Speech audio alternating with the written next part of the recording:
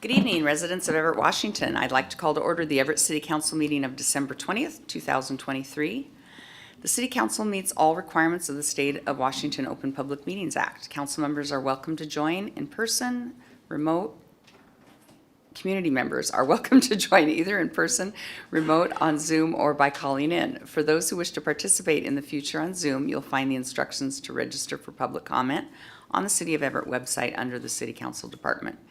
Please note we do not allow comments on any kind of campaigning, whether for or against ballot measures or candidates running for office. We also do not accept comments focused on personal matters that are unrelated to city business. Clerk, will you please call the roll? Mayor Franklin. Here. Councilmember Toohey. Here. Councilmember Ryan. Here. Councilmember Vogely. Excused? Is she coming? I don't know. She may be coming, but otherwise she's excused. Councilmember Schwab. Here. Councilmember Fosse. Here. Councilmember Zarlingo. Here. President Stonecipher. Here. And I would like to ask Councilmember Zarlingo, will you lead some flag salute? I pledge allegiance to the flag of the United States of America and to the republic for which it stands, one nation, under God, indivisible, with liberty and justice for all. And Councilmember Fosse, would you please read the land acknowledgement? The City Council wishes to acknowledge the original inhabitants of this place, the Tahopes people and their successors, the Tulalip tribes. Since time immemorial, they have hunted, fished, gathered on, and taken care of these lands and waters. We respect their sovereignty, their right to self-determination, and honor their sacred spiritual connection with the land and water. We will strive to be honest about our past mistakes and bring about a future that includes their people, stories, and voices to form a more just and equitable society. Thank you. And I just wanted to make an announcement that council will be reporting on our COVID recovery fund allocations before public comment this evening. And with that, I'll entertain a motion for approval of the minutes of the December 6th meeting first. So moved. Second. Thank you. Questions or comments? Clerk, will you please call the roll? Vice President Toohey. Yes. Councilmember Ryan. Yes. Councilmember Schwab. Yes. Councilmember Fosse. Yes. Councilmember Zarlingo. Yes. President Stonecipher. Yes, and now I will entertain a motion to approve the meetings from the December 13th meeting. So moved. Second. Thank you. Questions, comments? Clerk, will you take the roll? Vice President Toohey. Yes. Councilmember Ryan. Yes. Councilmember Schwab. Yes. Councilmember Fosse. Yes. Councilmember Zarlingo. Yes. President Stonecipher. Yes. Good evening, Mayor Franklin. Good evening, President Stonecipher. Since this is our last meeting of the year, I just wanted to first express my gratitude for all of you up here on the dais with me. It's truly an honor to serve this community with all of you. You are dedicated, hardworking public servants, and I appreciate the passion that you bring to the work every day. I just want to thank you now that we're at the year end. I also want to take the opportunity to thank our staff. Since I've been in office, I've been incredibly impressed with the public servants that we have here at the City of Everett. They are dedicated to taking care of our residents in this community and work each and every day for our safety and well-being, and just want to thank all of you, staff, for the work that you do, and then just take the opportunity to wish our residents and businesses a very happy holiday season and look forward to working with everybody next year. With that, I have no further comment this evening. Thank you. Thank you. And with that, we'll move on to the, let's see where, we are moving on to our COVID recovery fund allocations. I'll start with Vice President Toohey. Yeah, it was a great process. I really enjoyed doing that, and really felt I was able to really reach out and get some great projects.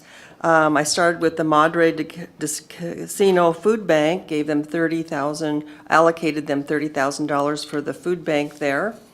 $25,000 went to the library's book walk that they're going to install at the Hogue Homestead Park on Silver Lake. $20,000 was matched with Councilmember Schwab for the neighborhoods to start up a block watch program across the city. And $25,000 went to the Cultural Commission to help them with the leases on the sculptures downtown and replace some of the get some sculptures on the empty plinths as well as maintenance. So that's what I worked on and really enjoyed it. Thanks. Thank you. Councilmember Ryan. Great, thank you. I also appreciated the opportunity to support the community. From my work at the county, I've been working closely with a lot of human services providers that have been providing services to people and groups of people that have been disproportionately impacted by the effects of COVID. So I really focused my allocations on making sure that nobody's left behind in the economic and health recovery from COVID. So I divvied it up in $25,000 increments, and the first allocation was to Cocoon House to support their youth and homeless youth programs. The second $25,000 was for our seniors at the Carl Gibson Center to help with just physical improvements to the Carl Gibson Center, a security system, and also some much-needed materials at the center to support the services that they provide to our seniors. I provided $25,000 to the Downtown Everett Association to help with their storefront improvement grants, since small businesses had been disproportionately impacted by the effects of COVID. And my last $25,000 was for the Everett Station District Alliance to help with their efforts down at the in the Station District for recovery. And got big plans for our next $100,000 if that does go through, to continue supporting our BIPOC communities, addressing food security, supporting the arts, and we'll see what else. Thanks. Thank you. Councilmember Schwab. Yes, too, I also wanted to appreciate the opportunity. It was a great opportunity to survey our neighborhood groups and find out what their needs were on the grounds. So $20,000 is with Councilman Judy Toohey, and to talk about our based on the Neighborhood Watch program. $30,000 for 2 roadside radar speed signs, location to be announced. And then the rest of the dollars to parks projects.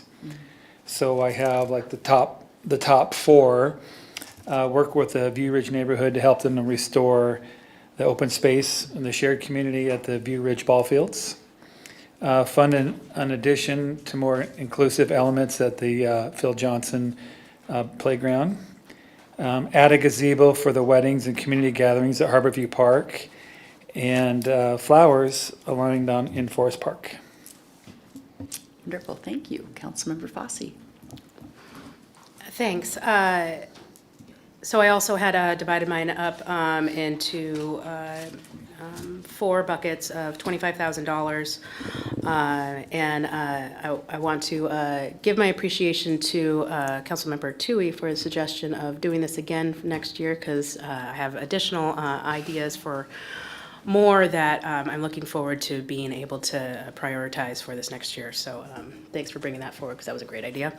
And thank you to the mayor for bringing this idea forward, so the council members actually get to have a real impact on our local communities on some of these projects. So first, we all are aware of some of the public safety issues that have been happening around Jackson Park, and some of the gang violence and things that have been going on. So I'm working with the Delta neighborhood and going to team up hopefully with parks and public safety and whoever else could be at that table to designate $25,000 to improve some, do some public safety kind of improvements around there, and also some social interaction improvements, so that we can make that kind of a safer area around, in and around Jackson Park, because that's been a little bit of a hot spot that the community has been concerned about.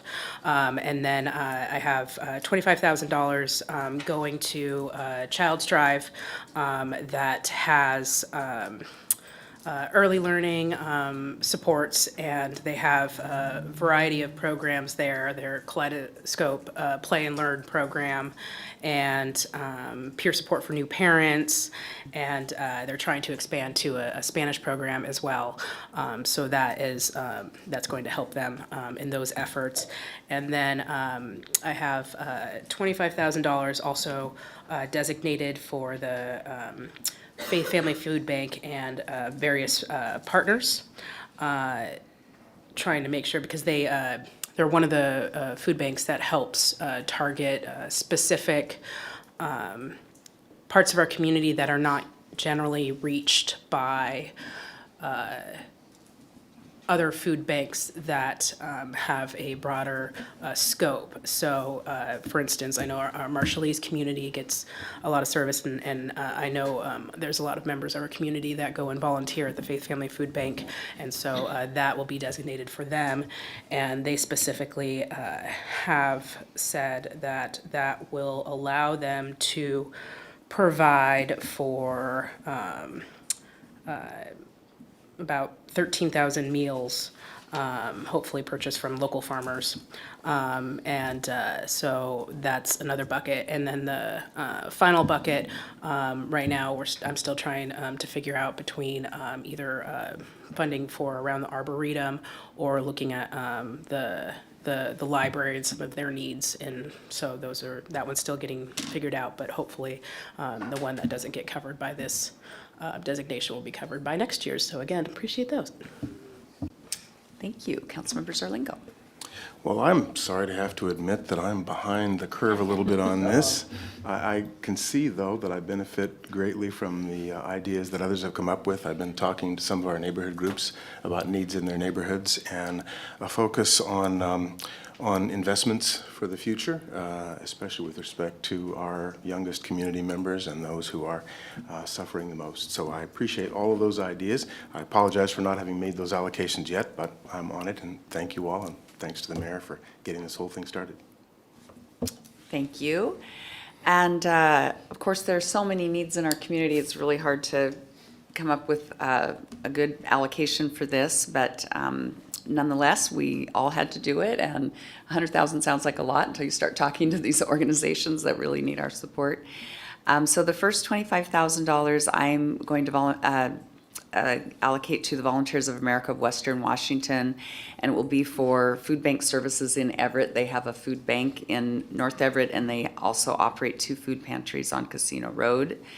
And this money should allow them to have an additional approximately 10,000 meals.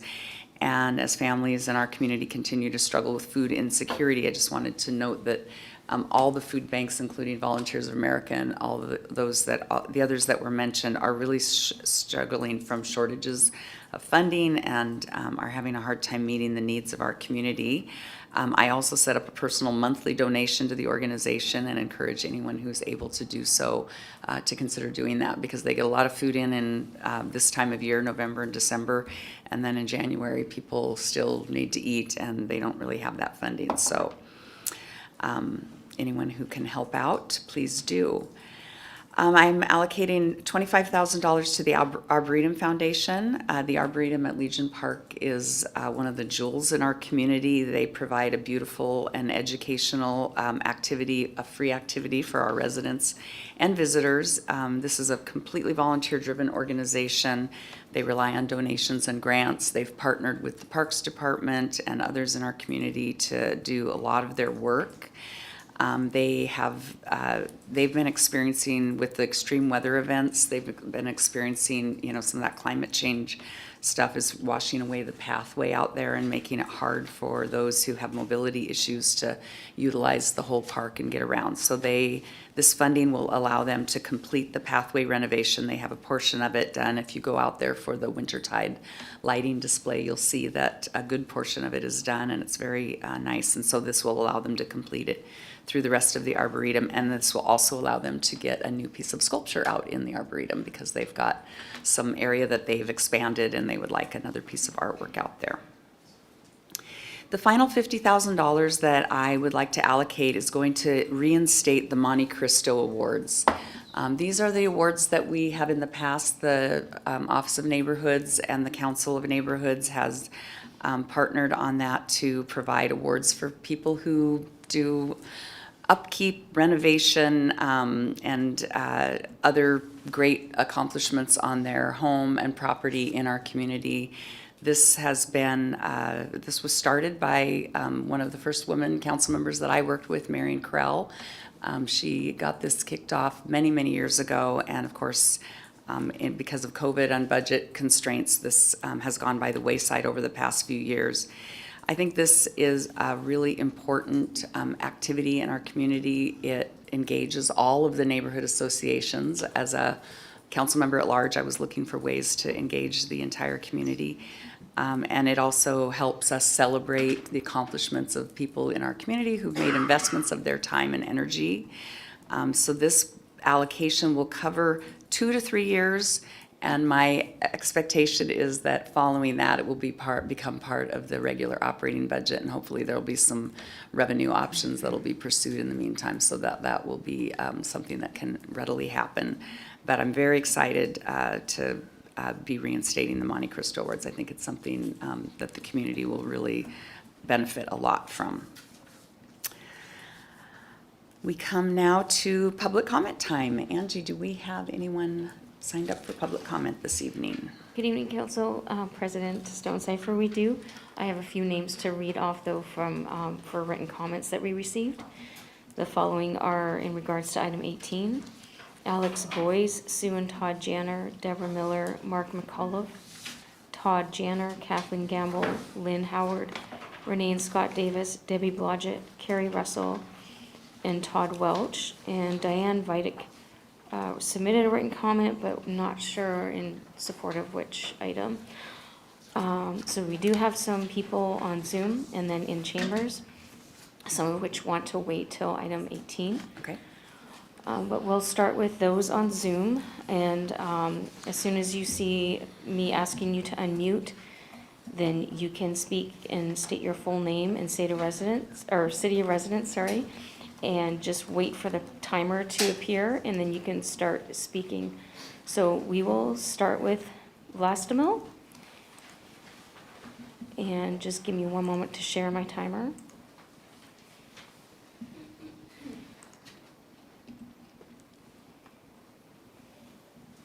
Okay, can you unmute yourself? There we go. And you can go ahead. Good evening.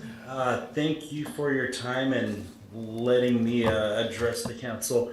I find myself in a situation that is very unique in that, I'm sorry, I'm trying to get the video on as well. The residence I live at, the water has been shut off. It's a rental unit. We pay the landlord our rent. He takes care of the bills.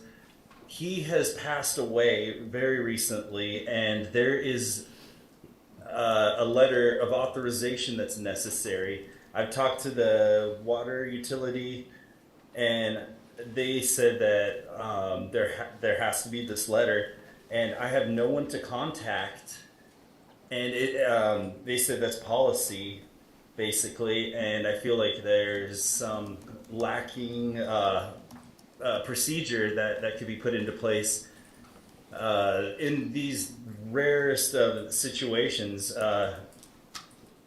and the city has since condemned the building because there is no water. It was a delinquent account, and we thought it was paid, but it apparently wasn't. And it needs to be brought current before they restore service.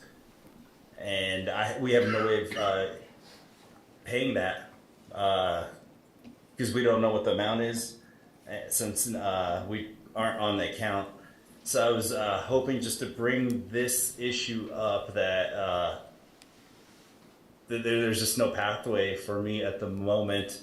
Haven't heard from any executor or anything on that front, and I'm kind of at a loss right now as where to go. I've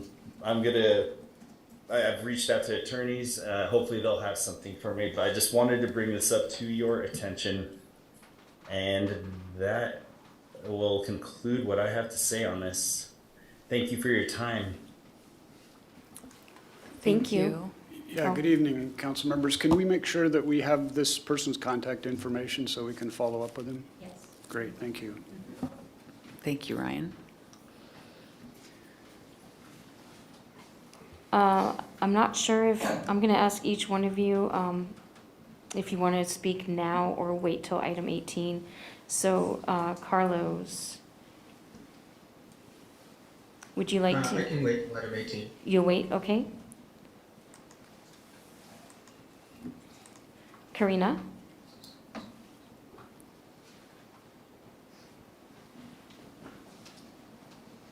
Would you like to speak now or at item 18?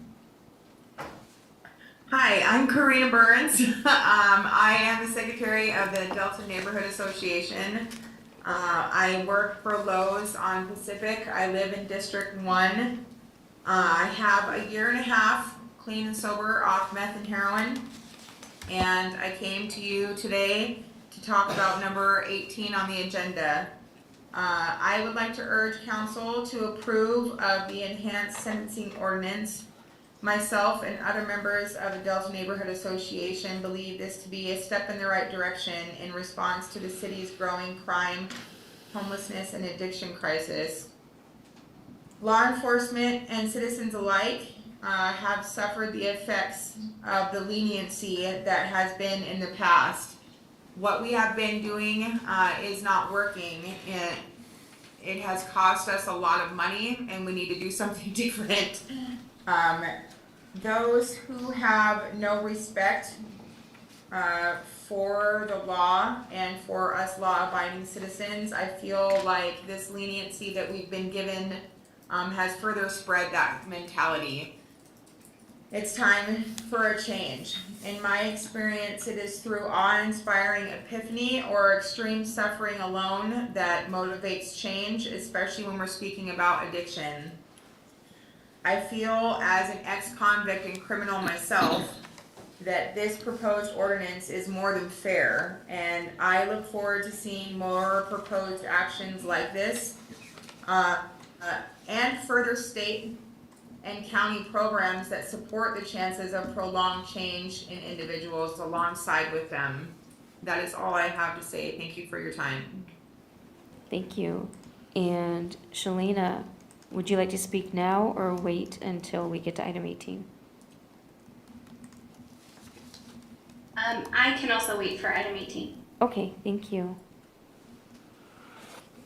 Okay, so we will go to those in chambers and start with Steve. Please come to the podium and state your full name and city of residence. And you have 3 minutes to speak. And for those in the chamber, there's a signaling system there. I'll start the timer. You'll see green, yellow when you have 30 seconds left, and red when you're done, and we will stick to a 30-minute limit tonight. Thank you. Good evening, Council. 3 minute. You know what? I'm trying to just make this meeting last for a long time since it's my last one. Mayor Franklin, council members, thank you for this opportunity. Thank you for the opportunities that you've given us over the years to run Stuff a Bus. And we concluded it the weekend past, not this last one, but the weekend past we concluded. And for those of you who were able to make it out, thank you very much for coming out and doing what you could, and I appreciate it. And as much as I appreciate it, the recipients appreciate it, I am sure, even more, those who will be receiving. We had 3 weekends. Other than the first weekend, we had Saturday and Sunday each day. So we had a total of 5 days of collecting.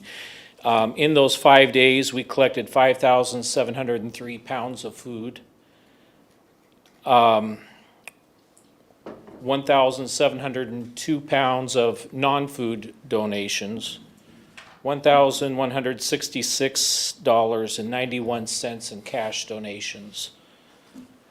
The total number of toys was 2,094, and the total value of the estimated total value of the toys was $38,925. This makes a big impact in a lot of lives in our community, in our city right here. It affects the people that we work with, that we're neighbors to, people that we see in the store that we may not know, people that we may see walking down the street. It affects a lot of people, and you don't necessarily know who those people are. I got to help unload the buses each weekend, and the smiles on the faces of the people that were helping to unload the buses, they get to interact with the recipients of the gifts from the Volunteers of America. And I could see in their faces and in their eyes what it meant to them to be able to pass these gifts on to others. So to all of you, allowing us to do this with our buses, to the citizens of Everett that came out and participated, and there were a lot, we thank you. And we will be doing this again next year. We'll have a meeting in 2 weeks. We'll get together and we're going to have a after-action review as to what we did right and what we can do better. And we hope to make it even better next year and the years to come. So thank you very much. Have a good night. Thank you. Next, Emily, please come to the podium and state your full name and city of residence. Hello, my name is Emily. I live in Everett, Washington in the Waits Motel. I just want to talk about the mentality, the less than desirables mentality that I hear a lot. And that would have been the less than desirables. That would have been my father at one point, would have been my mother. It's currently one of my aunties. And for all very different reasons, I just want to talk about the labels and how damaging it is, how hypocritical it is to tout this inclusiveness and diversity. But as soon as you want a piece of real estate for yourselves and for credit for doing something about the complaints, you, sure enough, point and label a blight. And it just makes me sick. And it makes me feel angry, and I'm going to talk about it anyway, even though you're already going through with everything. I wake up every day in this building knowing that I had a viable dream. And the government, probably, surrounded by a bunch of sycophants, decided they want control and to relocate me. It's worse nightmare than back in March when I was looking at a parking lot that was getting abused and trashed. I want to emphasize that the real healing and cure comes from within, systemically, not the sledgehammer approach like the no sit, no lie. Pointing a finger and calling for a demolition, labeling someone or something a blight, it appeases people who can't stomach complexity and have no desire to approach problems with humanity. The financial damage you're causing taxpayers in the name of looking effective, they know. You're brushing problems under the rug. And they know, especially if they have a loved one on the streets or experienced it themselves. So please, whatever you do going forward, create a community that cares about their people and helps them take care of themselves. Merry Christmas. Thank you. Next, if Thomas could please come to the podium. Thomas, I believe.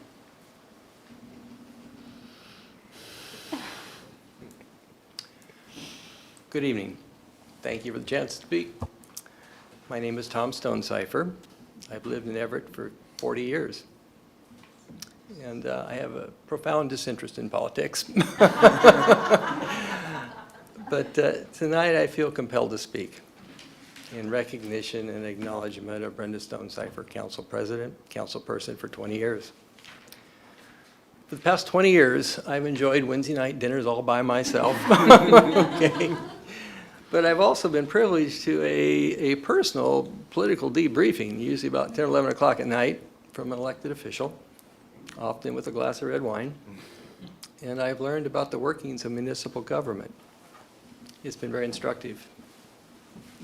It's been instructive in that I've learned the consequences of personal service, political service, public service to an individual. And I've seen Council President Stonecipher come home elated because she has created consensus and government has moved forward and our community has gone forward. I've seen her come home frustrated because of the challenges of creating consensus. And I've seen her come home emotionally dispirited. She's too damn tough to cry. But I've seen her come home upset because of the challenges of government and leadership and the challenges of creating consensus in a world of, at every level, mean-spirited politics, arguments that are ad hominem to the person rather than the issue. I've thought about it a lot. Our successful democracy requires consensus, and consensus requires leadership. And leadership requires those qualities where an individual promotes their ideas that are based on reason with arguments that are with civility and a willingness to compromise. Brenda Stonecipher embodies those leadership qualities. And for the past 20 years, our community has benefited. My time's about up. Okay. But before that gavel is struck for the last time, before Council President Brenda Stonecipher rides off into political latency, if not retirement, she needs to hear from our community how grateful we are for what she's done for us for the past 20 years. And then she needs to hear from a husband of 35 years who's still madly in love with his wife. Brenda, thank you. Congratulations. And I'm really looking forward to Wednesday night dinners again.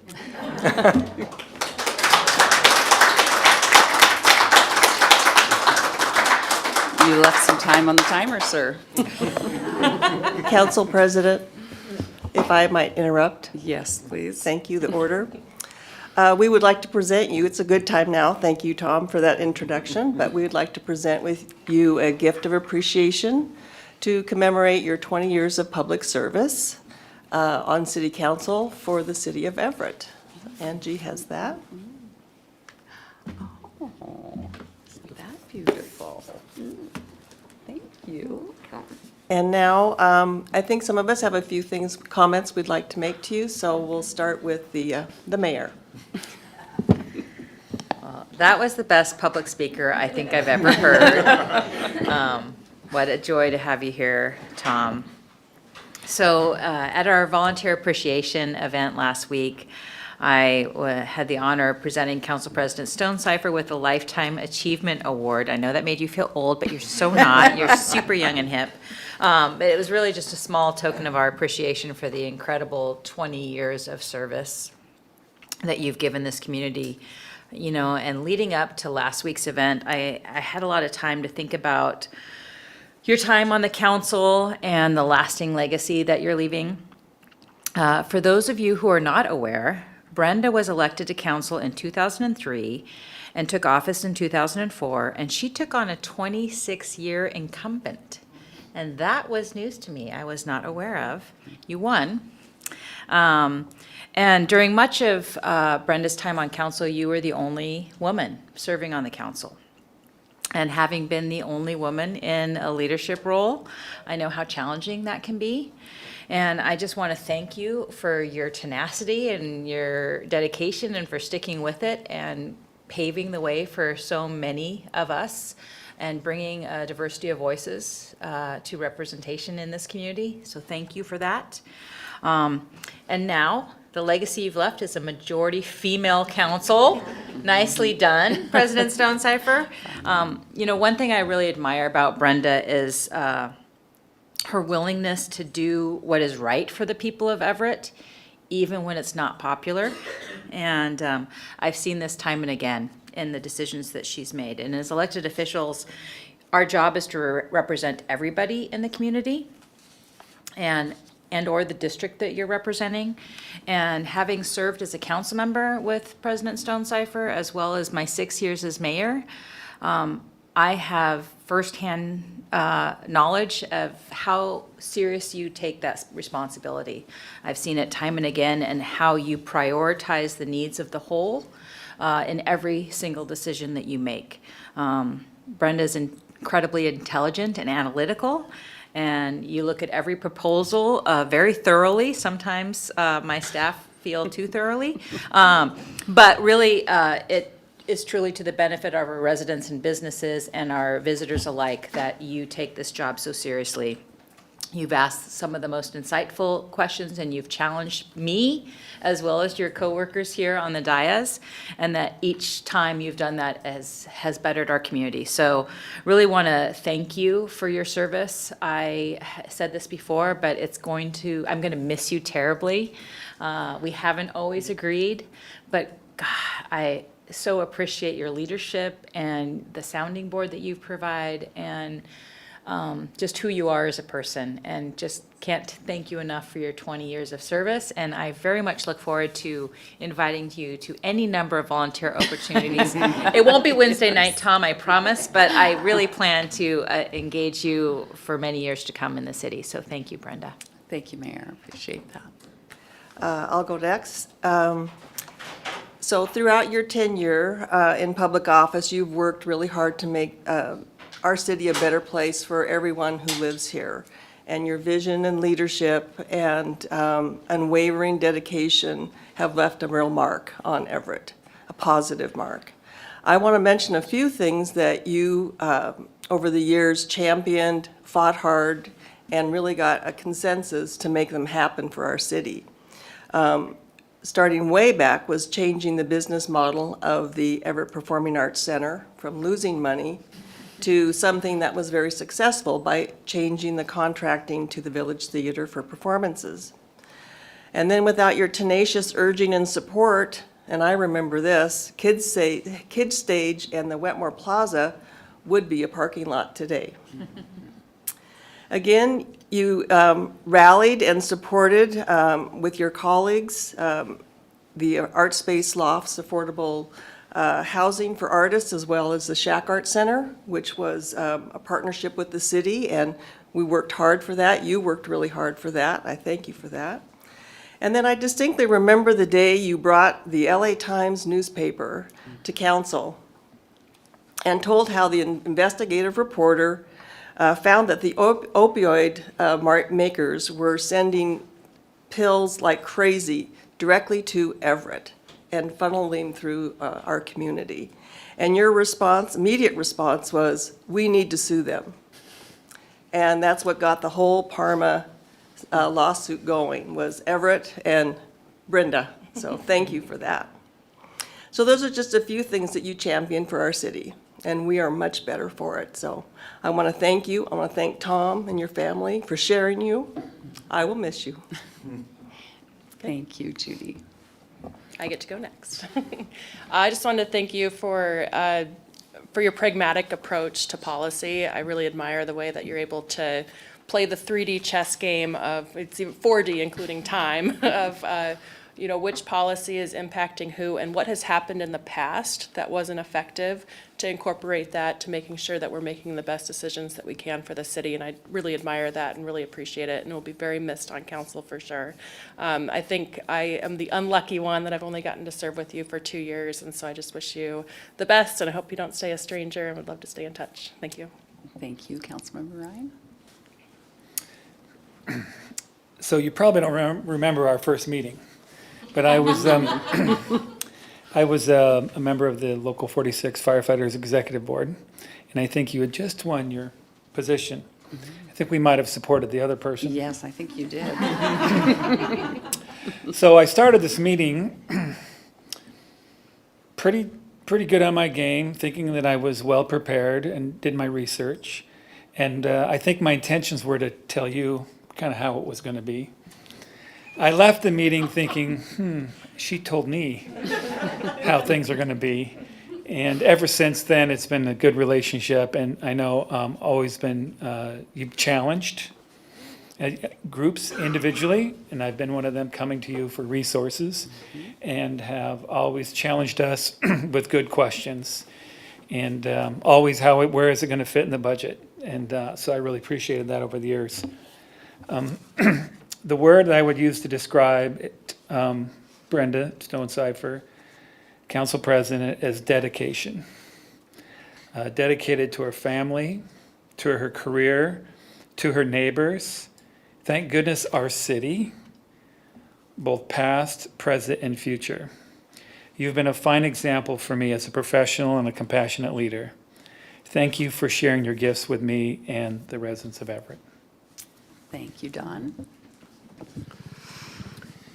So I think we both agree that public service is not an easy job to do, and I've seen you handle it with such grace. And I just wanted to say thank you for all of your years of public service and dedication to the community. Back when I was chair of my neighborhood, not involved in politics at all, and just being that annoying community member that would reach out about various issues that we would have, and stop signs, public safety, you know, all the fun things. One time we had reached out, like, with grave concerns about Jackson Park, even years and years and years ago, and you were the only council member that actually responded, and I remembered that. And since being on council, I've definitely appreciated your fiscal and legal purview. That has been very, very helpful in decisions that we have made. And I know that this won't be the last of what we see in your service to this community in some form, so I just look forward to working with you in some other form in the future. Thank you, Councilmember Fossey. Well, I'm not the only person here, but certainly been on the other side of that podium from time to time, talking to Councilmember Stonecipher and the rest of the council. And I appreciate her leadership. I always felt like I was being heard. Of course, different perspective now for the past couple of years, and want to express my gratitude for your long and consistent service, and particularly the value of the experience, the leadership continuity that you provided at a time when 2 years ago we voters ushered in 4 new members on this 7-member council. You've always been capable and fair. You've made sure that everyone was heard, and that involves some real serious patience from time to time. But more than anything else, it's been clear that you were keeping at heart the best interest of the community. I feel like if that's the space someone comes from, I can always work with them and they can always work with me. You and I disagreed on a few things, but I always understood what your rationale was. I felt like you were listening to mine, and that's how we work these things out. That's how the consensus, the acceptance of consensus, and then moving on, your husband spoke so movingly about. So I really very much appreciate that. And yes, and Tom, thanks for your sacrifice as well. Good luck with your Wednesdays. Thank you, Councilmember Zelingo.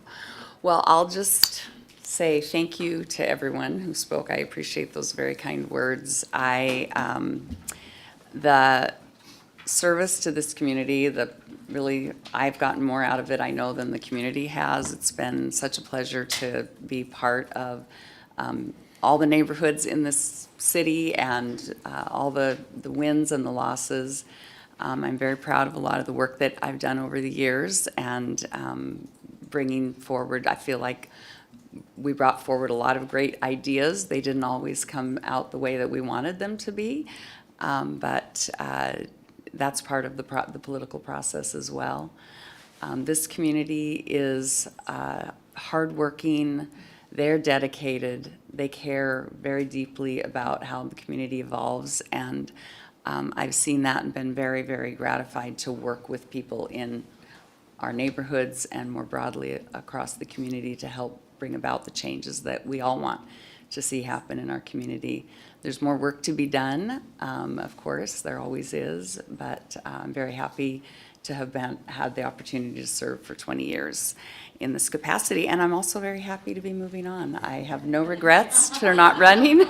I emptied out my office yesterday and dropped off my keys, so barring any natural disaster between now and December 31st, I feel like I'm a free bird, and yes, Doctor, we will be having those Wednesday night dinners.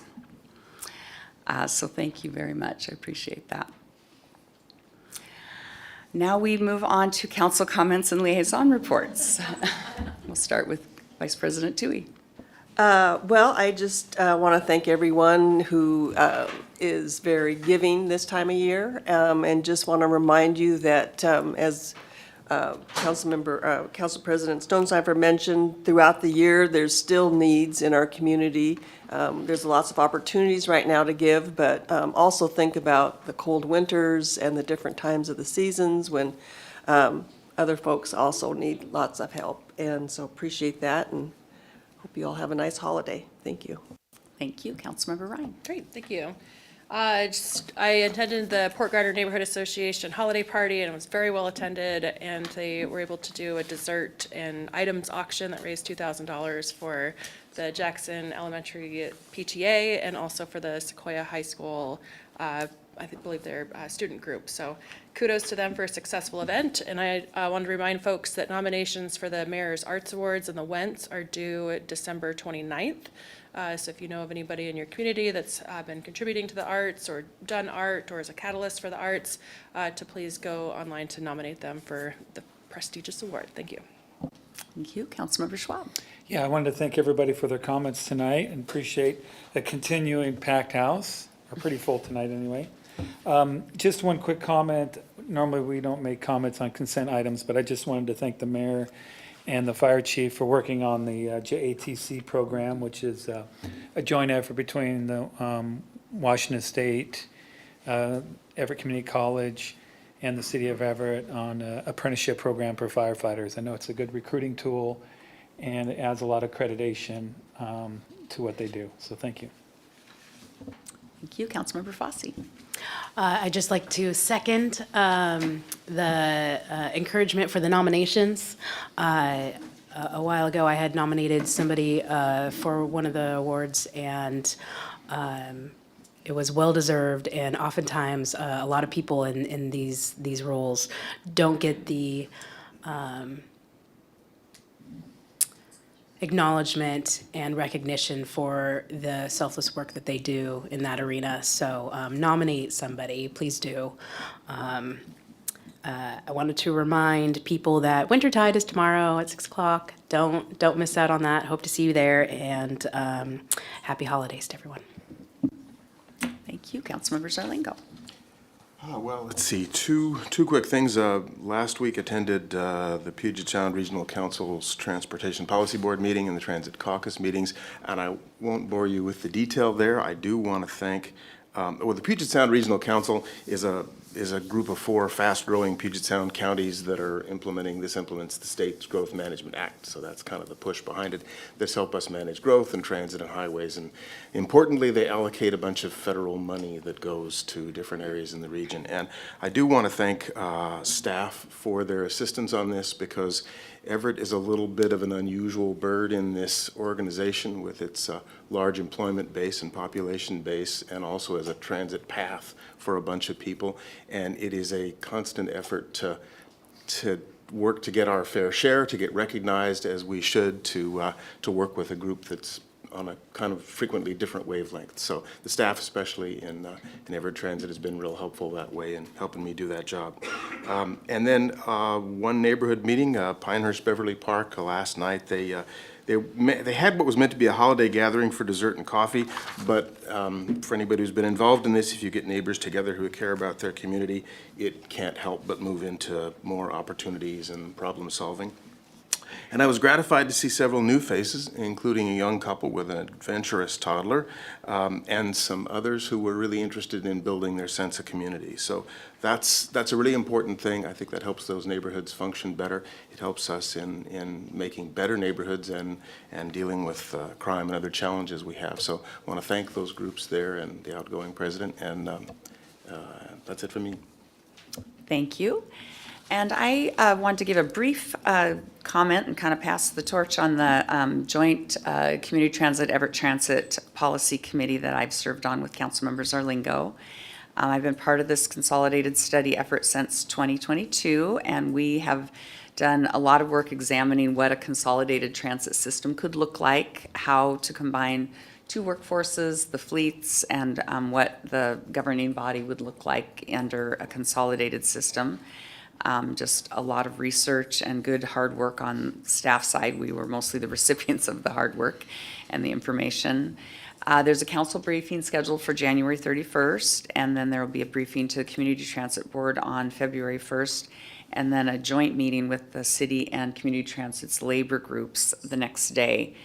And then there'll be some targeted outreach following that. And then after those efforts, I guess there's going to be kind of a pause, and Community Transit and Everett Transit will focus more on some near-term service needs that they're trying to iron out. And then broader communications that'll go out to the community on a possible consolidation of some all or no services will wait until 2025. And so that's all I have on that. Do we have an administrative update this evening?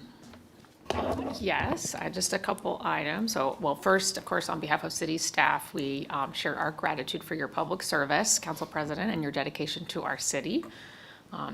I was elected the same year as you, so you can have another life after your years of public service. I recommend it. Last week, Council, a resident shared some concerns about cybersecurity and harassment, so I wanted to let you know that our police and also community development staff have met with that person and continuing to do follow-up and provide services. We had some comments about business recycling. I think it was last week, might have been before that.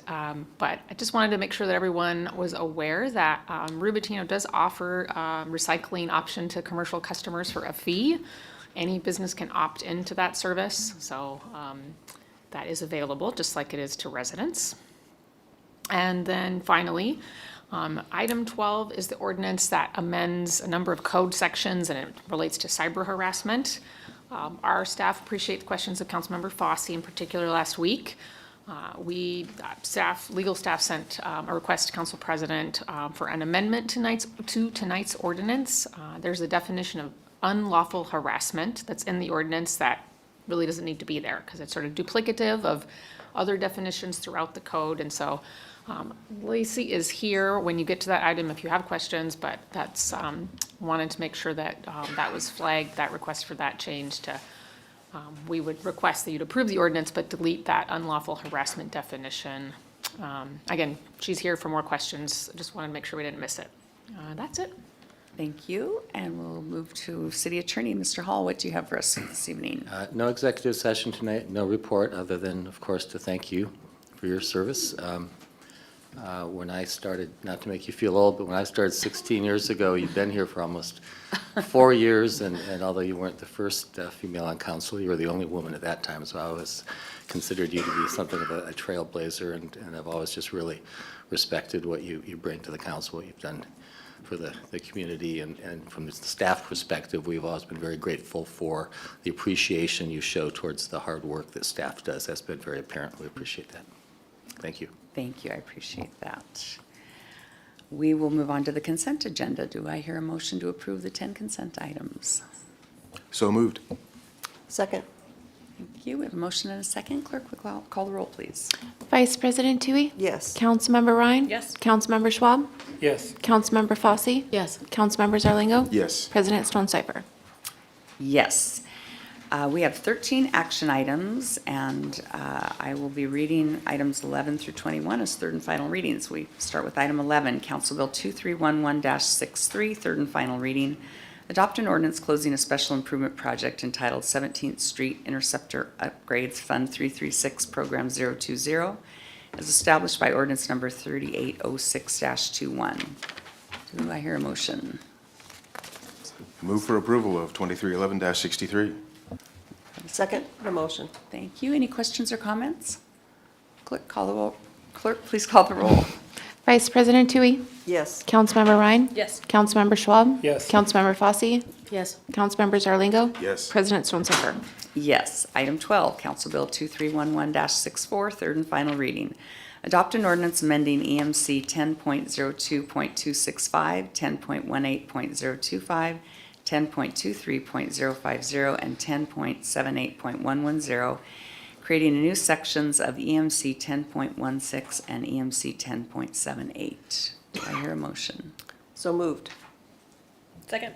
Thank you. Questions or comments? Do we need to make a motion to make the modification that was requested? I see. Ms. Offit is here. Thank you.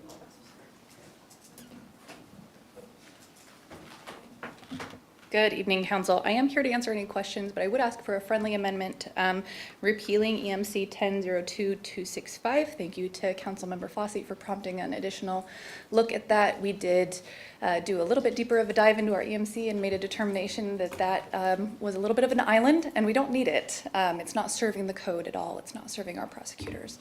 So it wouldn't add anything. So in order to eliminate the redundancy, I would ask for that amendment. Thank you. So moved. Second. Okay, we have a motion and a second on the amendment as requested. We'll take the roll on the amendment. Please Vice call the President Tui? Yes. Councilmember Ryan? Yes. Councilmember Schwab? Yes. Councilmember Fossey? Yes. Councilmember Zarlingo? Yes. President Stonecipher? roll. Yes, and now I'll take up the motion as amended. Do I hear a motion? So moved. Second. Thank you. Any further questions or comments? Clerk, call the roll. Vice President Tui? Yes. Councilmember Ryan? Yes. Councilmember Schwab? Yes. Councilmember Fossey? Yes. Councilmember Zarlingo? Yes. President Stonecipher? Yes. Item 13, Council Bill 2311-65, third and final reading. Adopt an ordinance closing a special improvement project entitled Grand Avenue Utilities Replacement, Fund 336, Program 014, as established by ordinance number 3762-20. So moved. Second. Any questions or comments? Clerk, please take the roll. Vice President Tui? Yes. Councilmember Ryan? Yes. Councilmember Schwab? Yes. Councilmember Fossey? Yes. Councilmember Zarlingo? Yes. President Stonecipher? Yes. Item 14, Council Bill 2311-66, third and final reading. Adopt an ordinance closing a special improvement project entitled Lift Station Number 15 and Shore Avenue Force Main, Program 336, Fund 336, Program 005, as established by ordinance number 3725-20. So moved. Councilmember Ryan seconds. Thank you. Any questions or comments? Clerk, call the roll. Vice President Tui? Yes. Councilmember Ryan? Yes. Councilmember Schwab? Yes. Councilmember Fossey? Yes. Councilmember Zarlingo? Yes. President Stonecipher? Yes. Item 15, Council Bill 2311-67, third and final reading. Adopt an ordinance closing a special improvement project entitled Maple Heights Bridge Seismic Retrofit, Fund 303, Program 113, as established by ordinance number 3603-18. Moved for passage. Second the motion. Thank you. Any questions or comments? Clerk, please call the roll. Vice President Tui? Yes. Councilmember Ryan? Yes. Councilmember Schwab? Yes. Councilmember Fossey? Yes. Councilmember Zarlingo? Yes. President Stonecipher? Yes. Item 16, Council Bill 2311-68, third and final reading. Adopt an ordinance closing a special improvement project entitled Reservoir Number 2 Replacement, Fund 336, Program 017, as established by ordinance number 3792-20. So moved. Second. Questions or comments? Clerk, please take the roll. Vice President Tui? Yes. Councilmember Ryan? Yes. Councilmember Schwab? Yes. Councilmember Fossey? Yes. Councilmember Zarlingo? Yes. President Stonecipher? Yes. Item 17, Council Bill 2311-69, third and final reading. Adopt an ordinance closing a special improvement project entitled SEI to SRI Intertie and SR08 Rehabilitation, Fund 336, Program 010, as established by ordinance number 3735-20. Move to pass the measure. Move to pass the measure. Darn it, backwards. I move to pass this measure. I'll second the motion. Any questions or comments? I guess for the public, I would say infrastructure is not the only thing we do, but it's a lot. Clerk, please take the roll. Vice President Tui? Yes. Councilmember Ryan? Yes. Councilmember Schwab? Yes. Councilmember Fossey? Yes. Councilmember Zarlingo? Yes. President Stonecipher? Yes. We come now to item 18, Council Bill 2311-70, third and final reading. Adopt an ordinance relating to public health and safety, creating a sentence enhancement ordinance applicable at the prosecutor's option for certain qualifying crimes when necessary preconditions have been met. Do I hear a motion? So moved. Seconded. Seconded. Thank you. And we have, I know Assistant City Attorney Lacey Offit is here, but Mayor, did you want to make a couple comments? Yeah, sure. Before we dive into the discussion, I just want to say a few things. First, as you all know, public safety is the #1 issue that we hear most about from our residents. And I believe tools like this are useful in addressing some of the challenges in a way that balances accountability and compassion. ahead of bringing this ordinance to all of you, I did have a chance to speak with our municipal court judges. This was, I think, back in August, and get their perspective on the issue of repeat offenders. They, operate in their own area, so we don't really, they're in charge of the courts. You are in charge of the laws, and I run the city. But I did, just talk to them about some of the challenges they're seeing with these folks. And obviously, our courts are very supportive of our MAP program, treatment, and other tools that can interrupt the cycle of what we're seeing as that revolving door. And so I believe the sentencing enhancement ordinance adds that tool to the toolbox and enables us to help people who are struggling and causing harm to others, and gives them kind of a pause. And additionally, we all know that the challenges that we're seeing in safety are exacerbated by the meth and fentanyl crisis that we are seeing. And we are fortunate, as all of you heard recently when the sheriff came, about the treatment that we have available in our jail. And so I think that this also allows some of those folks that are struggling, that are engaged in criminal activity, to have that respite in our jail system. Lacey's going to talk more in depth about a few things, and talk a little bit about how our community support team can assist those as they're both in the jail and exiting the jail. And just as another final note, this ordinance doesn't solve everything or anything. It's just another tool in the toolbox, and right now we're trying to get as many tools as possible to deal with this crisis. And so I'll hand it over to Lacey for a few more updates, and then the council for questions. Thank you, Mayor. And before I begin, may I just say, President Stone-Cipher, that your leadership and your passion has been a personal example for me, so thank you for both of those qualities. Back to the proposed ordinance. I want to reiterate at the beginning of my comments that this is not primarily an ordinance aimed at people who are using substances. There are plenty of people who are motivated to commit crimes whose motivation is not their substance abuse. That being said, we would be sticking our heads in the sand not to acknowledge that substance abuse and mental health disorders are a driving factor towards criminal behavior. With that in mind, we do expect that the typical person who is going to be subject to this enhancement, should it pass tonight, is a repeat offender whose crimes are often driven by substance use challenges. They're a person who has victimized the community repeatedly without facing consequences proportional to their impact on the victims and our wider community, and in many cases have been resistant to services in the past, despite many opportunities to voluntarily enter into those services. But we hope and expect that they might be persuaded to take part in diversion programs rather than face a longer sentence than they'd previously faced in our courts. As I said last week, it is difficult to predict the exact number of defendants who would be eligible for this enhancement. However, it is not going to be difficult to track the effect of this enhanced sentence. We will be able to track the effects of the ordinance if and when it is implemented by tracking the recidivism rates of the offenders to whom it is applied. That's just one way that we might be able to track the impact, in addition to budget impacts, both short-term and long-term, in addition to reduced crime rates, if that is indeed going to be an effect. These results are not just wishful thinking. In March of 2022, the Seattle City Attorney's Office announced a program whereby they would impose jail time. Mind you, this is just booking people, not a 30-day sentence as we're contemplating, imposing jail time for 168 prolific offenders in the city of Seattle.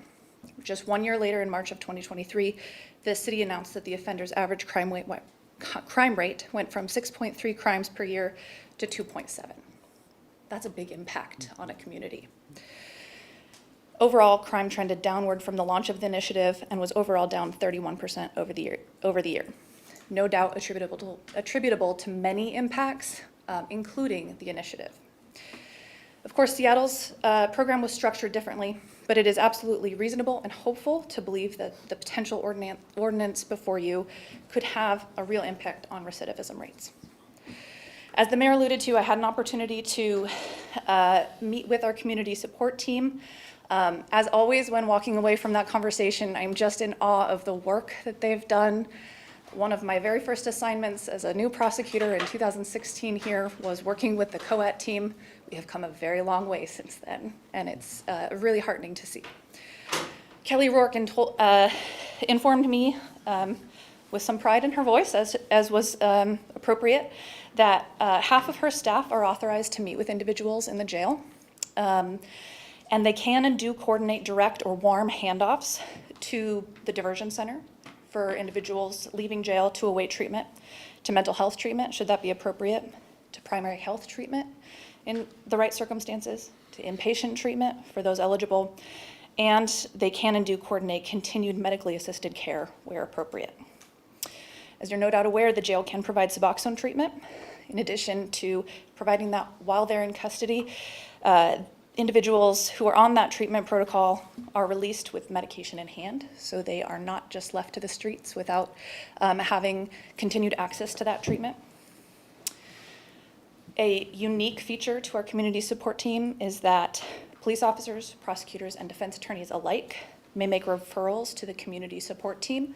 Once that referral is made, it triggers social workers to engage with the defendants, whether they're already in custody or not. Our community support team also informed me that they have ample bandwidth to coordinate with people in jail.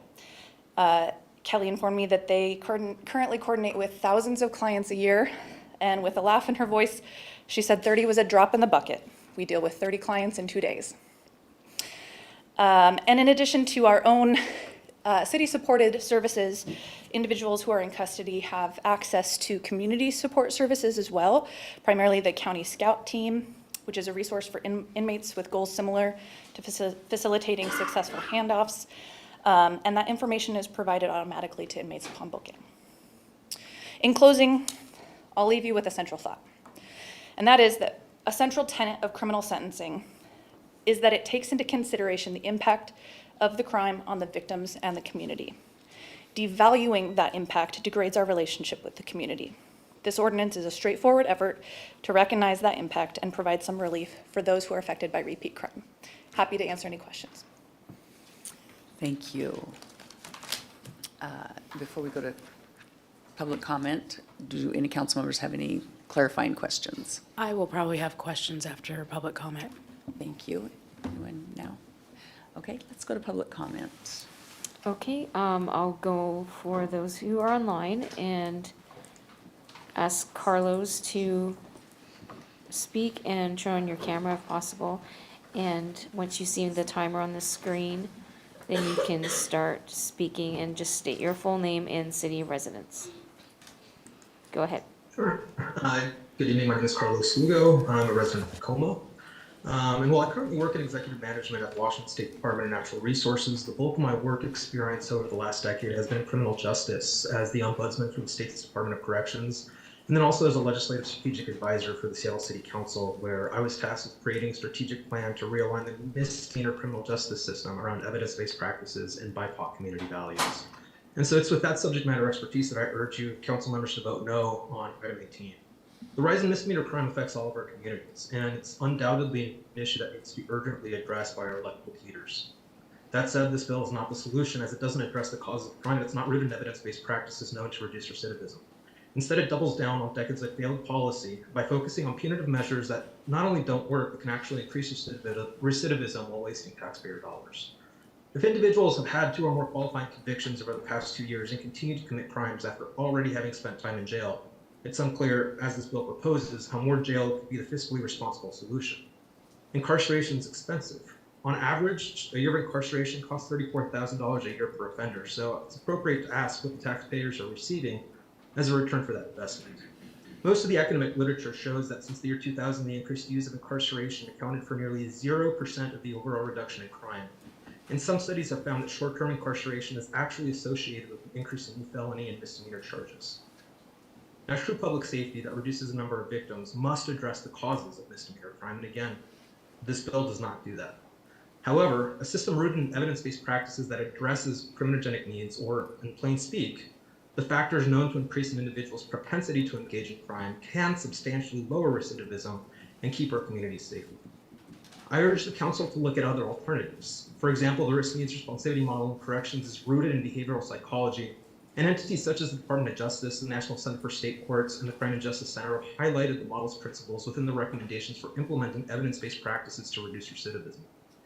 Through the use of validated risk needs assessment, we can predict an individual's risk to reoffend, as well as identify the 8 core criminogenic needs that must be addressed to decrease an individual's propensity for further involvement in the justice system. I'd be happy to collaborate with the council and act as a resource to develop proposals that could do just that. But again, I want to just state my opposition to this bill, and thank you for your time. Thank you.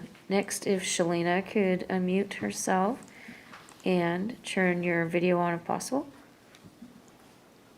And state your full name and city of residence, and you can start now. Hello, my name is Shalana Cruz. I live in Concrete, Washington, but I work in Everett. I'm actually a social worker at the Snohomish County Public Defender Association. All the opinions I'm stating now are mine, not SCPDA's. I don't speak for the whole organization, but I also vehemently and strongly oppose this ordinance. It is going to be expensive, as Carlos mentioned, ineffective, and it's punitive and harmful to the community at large. Of course, it costs money to incarcerate people, and the money that we're spending to police and add on extra jail time for people who have repeat offenses could be used towards treatment and things that will actually meet their needs. Recidivism is not solved by increased jail time. If somebody has been charged and convicted of the same crime multiple times, then clearly jail is not working. It's not the solution.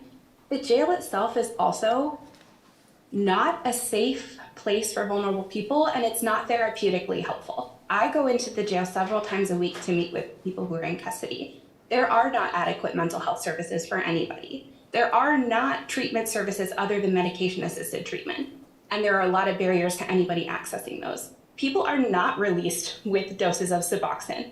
They are at much more increased risk of relapse and death by overdose when being released immediately from jail due to a drop in tolerance.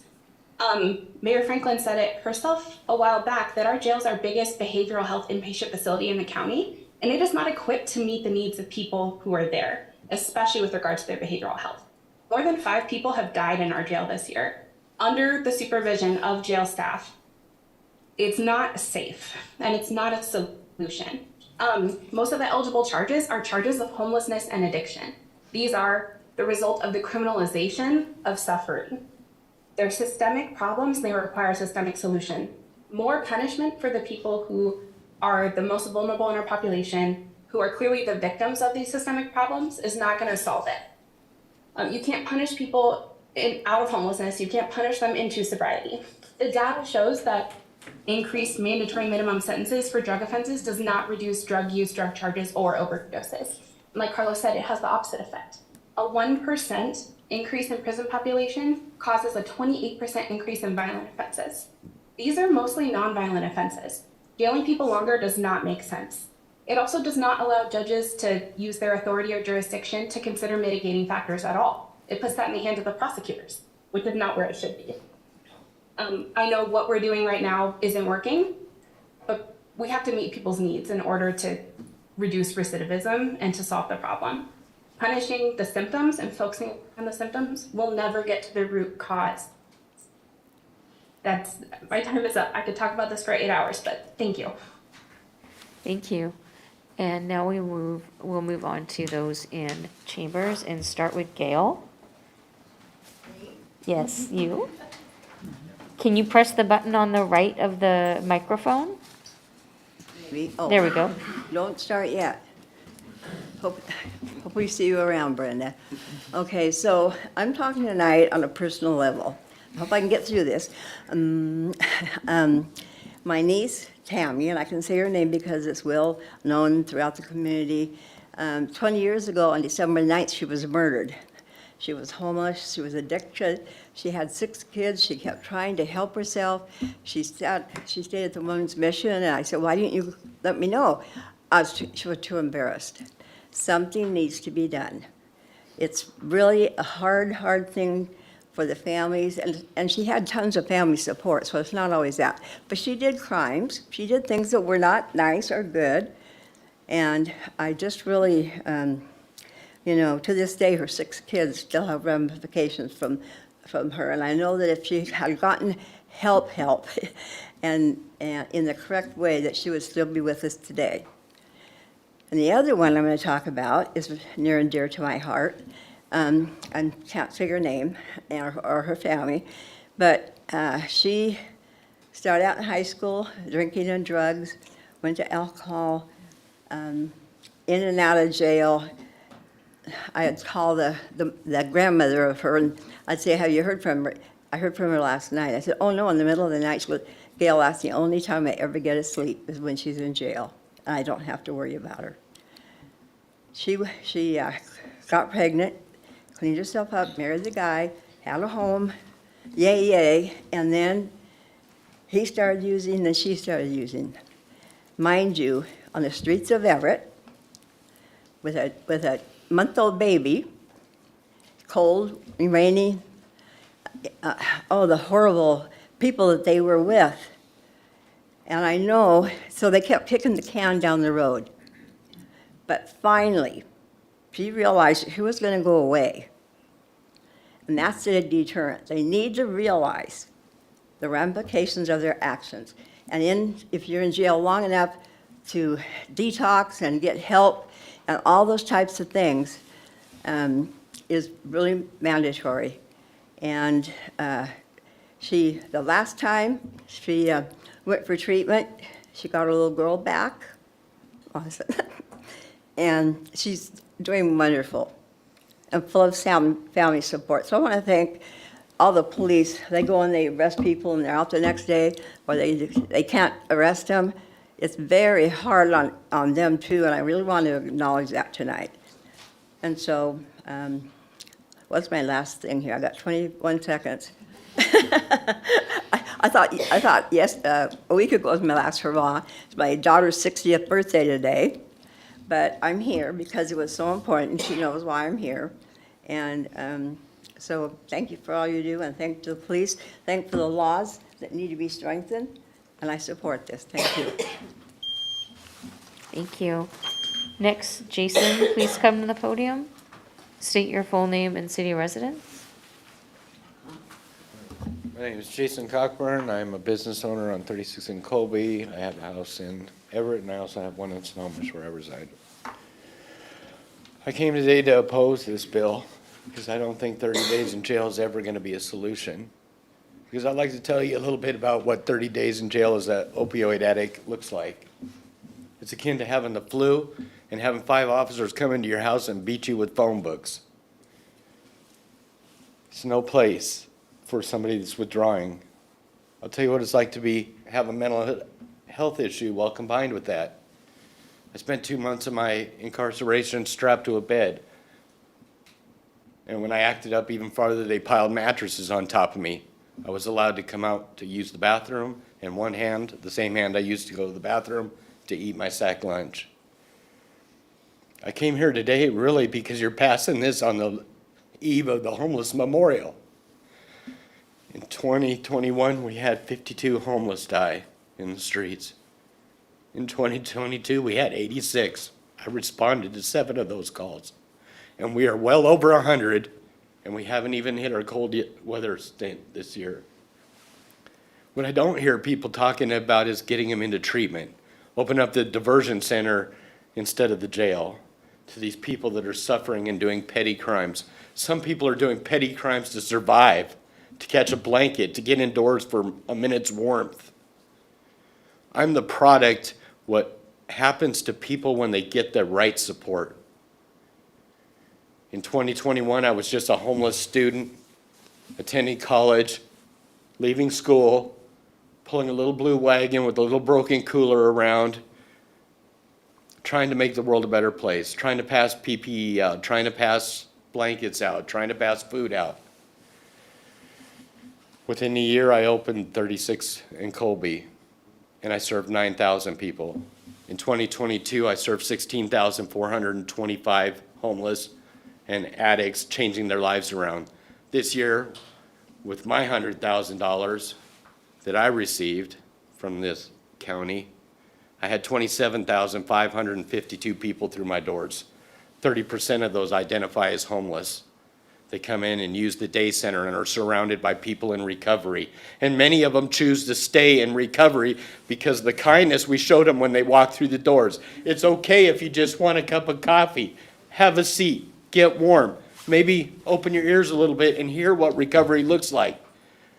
You can't keep pushing people away from your city and expect them to love your city. I heard you guys spending your money on flowers, sculptures. What I didn't hear them is maybe open the, 25, 50 open homes over there on 14th that are, is that all my time? Yes, it is. Thank you. Thank you. Next, Jim, could you please come to the podium and state your full name and city of residence? First, I want to thank the council for this opportunity to address you. My name is Jim Chambers. I work for Wealth Seattle as a recruitment retention manager. So I work with the population we're talking about incarcerating. I live in Marysville, soon to be buying a house here in Everett, so this is a very important issue to me. First, I'd like to ask the council if they really know how much it costs to lock someone up. I looked it up today, and it was $182 a day. So for the 30 days we're going to be incarcerating people, it's going to cost us $5,400. We could be housing people for that. The city should be investing this money in building housing services for people that are struggling with mental health addiction and with mental health issues. Now we can talk about the true cost to the community, families and loved ones. I can assure you that jail is not a place for people to get healed. I can speak from lived experience. Placing someone in jail just exacerbates their mental illness. Children that have parents that end up in jail often end up in foster care and kinship care. Although someone may dry out while they're in jail, they are not in recovery, which puts them at extreme risk when they're released. We have people overdose all the time that are being released, even from DOC that have served 5 years in prison.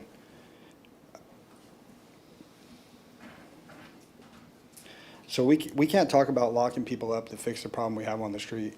It's going to take people from community organizations like myself, like him, that work with these people every day. And the jails are not a place for us to do it. We have to have them in the community to serve them. This is a knee-jerk reaction to a problem we all see in our community. And often knee-jerk reactions end with unintended consequences. What are we going to do when we lock up the mother who's stealing food for her child, and then the child ends up in foster care? And then ends up in prison because they were molested while they're in foster care and they never got trauma dealt with. Those are unintended consequences when you incarcerate someone. And also, as far as this ordinance goes, it should be the judges making the decision about who receives these type of sentences, not a prosecutor.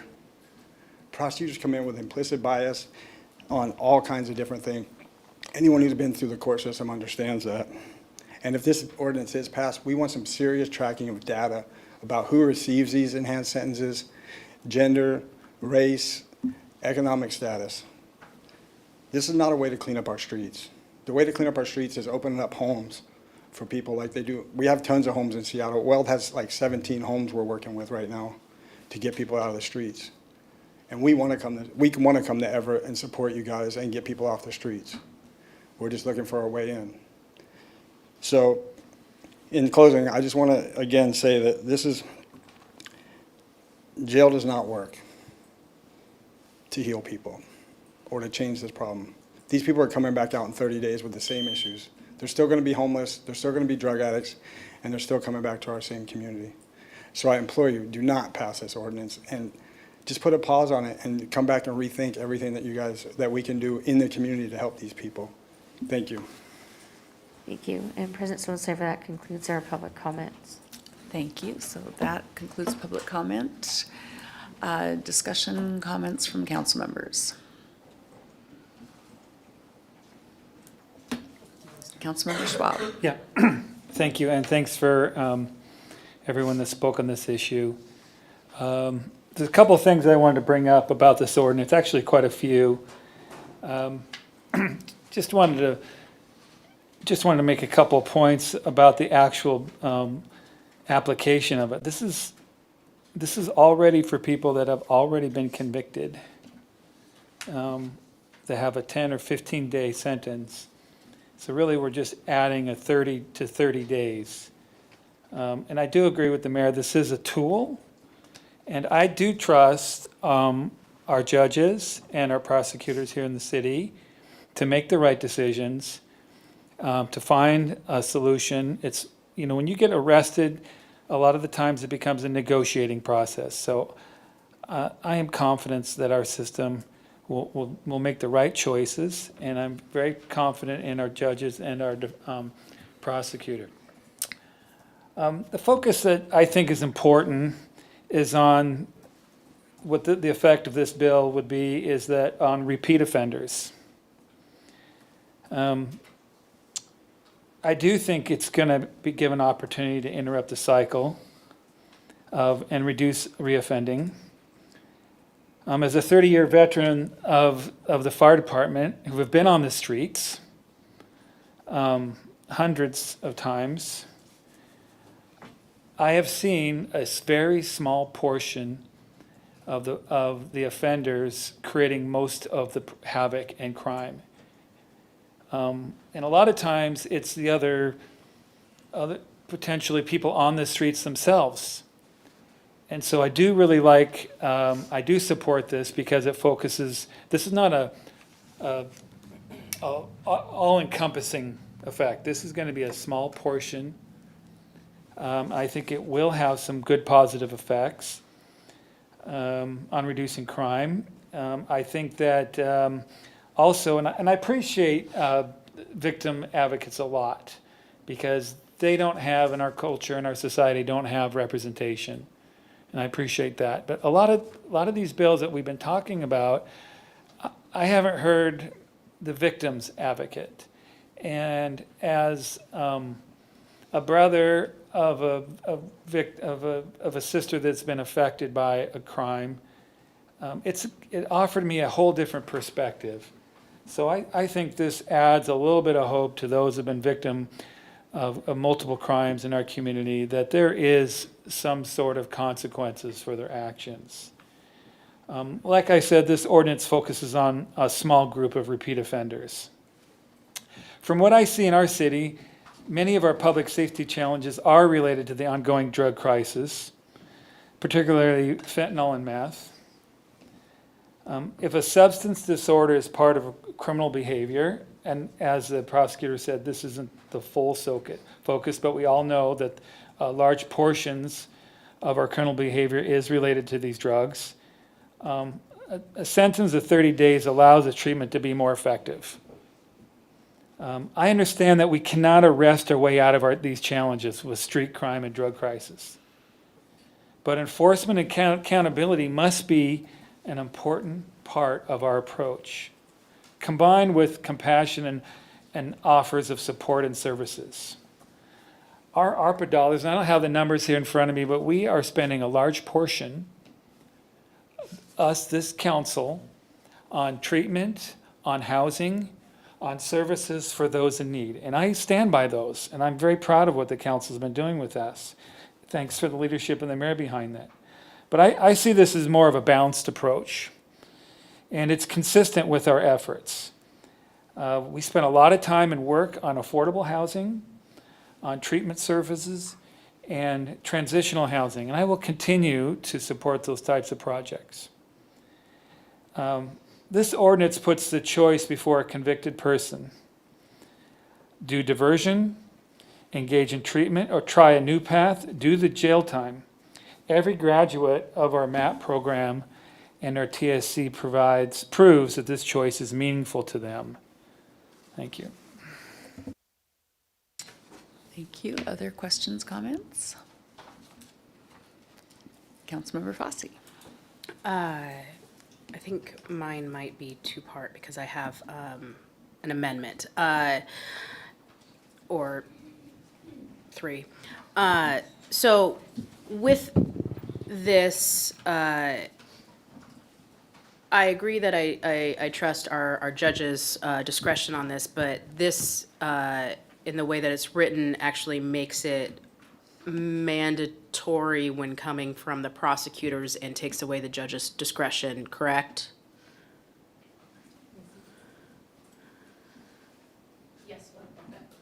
When the prosecutor has elected to file the notice of sentence enhancement, yes, it takes away the discretion to go under 30 days, but it leaves discretion to go over 30 days. Always they have that discretion, as well as any probation continue treatment, restitution, they retain that discretion. So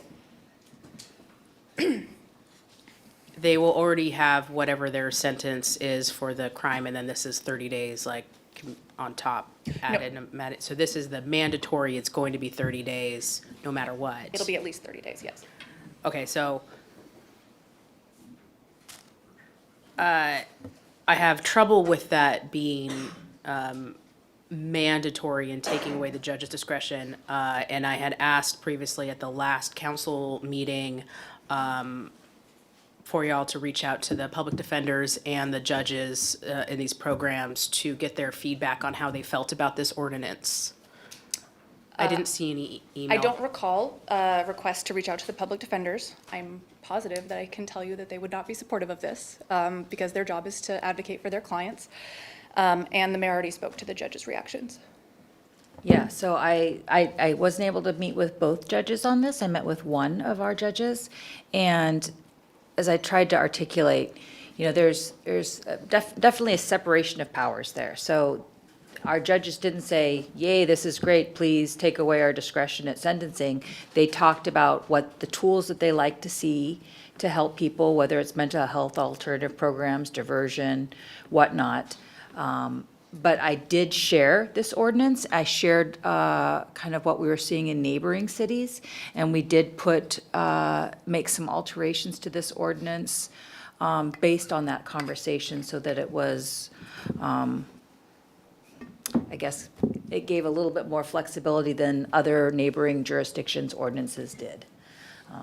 And that was the feedback I received from the judges, but this is the whole idea of having our own municipal court is so that we can tailor our laws in our city to meet the needs that we're seeing in the city. And I also just want to add, I know there's a lot of folks that talked about punishment is not the way out, and I totally agree.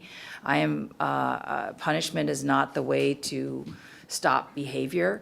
I see something like this as a tool to break a cycle, to give give the victims reprieve from the repeat offending that's happening and the repeat victimization, and also hopefully that individual enough time and the opportunity to take a different path, or if they're addicted, to get off of that. And as a person who has a family member on the streets struggling with addiction, I support this, and so, thank you. Okay, so that was a lot of words.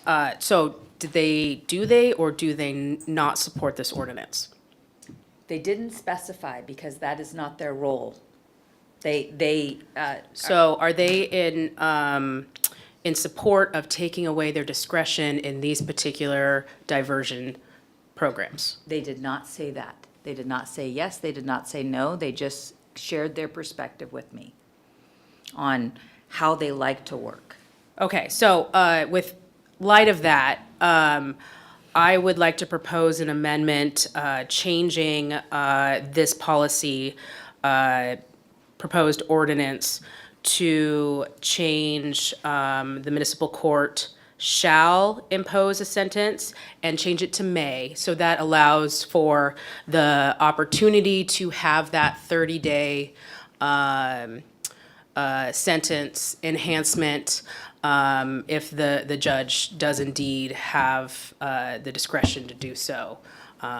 So I would like to just propose that as an amendment, since I'm not getting verification that the judges are indeed in support of this particular approach. And so if indeed they are, then since they're the ones running the program and obviously very experienced in it, then they can go ahead and do that sentencing. Councilmember, with all due respect, if you change it to may, we don't need the ordinance because they already have the authority to impose any sentence up to 100, or up to 90 days for misdemeanor and 365 days for a gross misdemeanor. So For each one of these charges for an enhancement. well, they can always impose a sentence of 30, 60, 90. So is there a reason why they aren't already doing that? Perhaps because it's not data proven to actually reduce recidivism. Maybe? I can't read their minds, but, they're. That's factual. I also, if I may. Yeah. I also can't read the judges' minds. I can't speak for them. That's why I asked you guys to follow up with them. I can say two things, council member. Number one, judges are used to mandatory minimums. They exist in other spheres of the legislature. The legislature creates the laws, the judges apply them. That's their job. Number two, there is a perception in misdemeanor prosecution that low-level offenses don't have victims. And that permeates the criminal justice system and lends to disproportionate, in my opinion, sentences in a lot of circumstances with repeat offenders, which is potentially, I don't want to speak for the judges, why you're not seeing 30-day sentences for repeat offenders where it may be appropriate.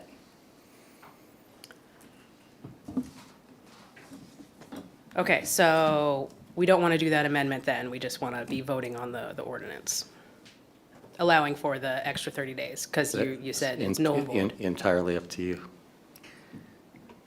I believe you are looking at section 1B, and it's the last. Yeah, so it still allows for sentencing enhancement. So I don't think that would be accurate, that it would not matter, because they would still be getting their charges for that particular crime, but it would also look at those past crimes, and the prosecutor can still make the recommendation for a 30-day enhancement. It would just be up to the judge's discretion on whether that enhancement on the charge could be. So I think that you're incorrect. Okay, we have a motion. I think Councilmember Fossey has made a motion to amend. So I just need a second, yeah. B. Do we have a second? Councilmember Ryan seconds. Thank you. Would anyone, Councilmember Fossey, you've spoken to it. Councilmember Ryan, would you like to speak to the amendment? I think we all have mentioned that we support the judge's discretion in this matter, and I think this is an appropriate way to honor that. Any other questions or comments? Councilmember Yeah, I have Schwab? a clarification. It's, the prosecutor still has the option whether to apply this extension. Is that correct? The judge may not, but the prosecutor still has? The prosecutors always have and always do make sentencing recommendations based on an offender's criminal history, based on the type of crime, the victim's wishes, a number of factors that go into a prosecutor's sentence recommendation. So all due respect, I agree with the city attorney that changing that to may will make it ineffectual entirely as an ordinance. Okay, and then my comment is I trust our prosecutor's office. Thank you. Councilmember Zarlingo.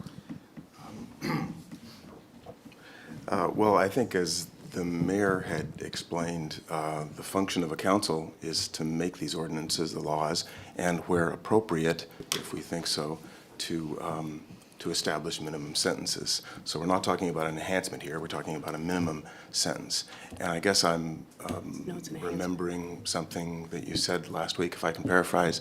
I mean, this will be used in a small minority of cases, but I think you said you had a very difficult time explaining to victims that the person who was the occasion of the worst day of their lives maybe got a day or two in jail, and that was it. So there are other factors, but I think from the standpoint of the amendment, I'm keeping in mind the role of the council and the prosecutors, and I cannot support it. Any other questions or comments? Clarification, this is an enhancement, so it's not just the sentence. This is an enhancement on top of, if they've had those extra things, then the prosecutor would be able to have the 30 days minimum. I guess maybe I'm not a lawyer, so I will ask one. If I understand it, this, under certain conditions, the prosecutor can ask for a minimum sentence. I'm not sure that is an enhancement, that is a request for it to be qualified for a minimum sentence.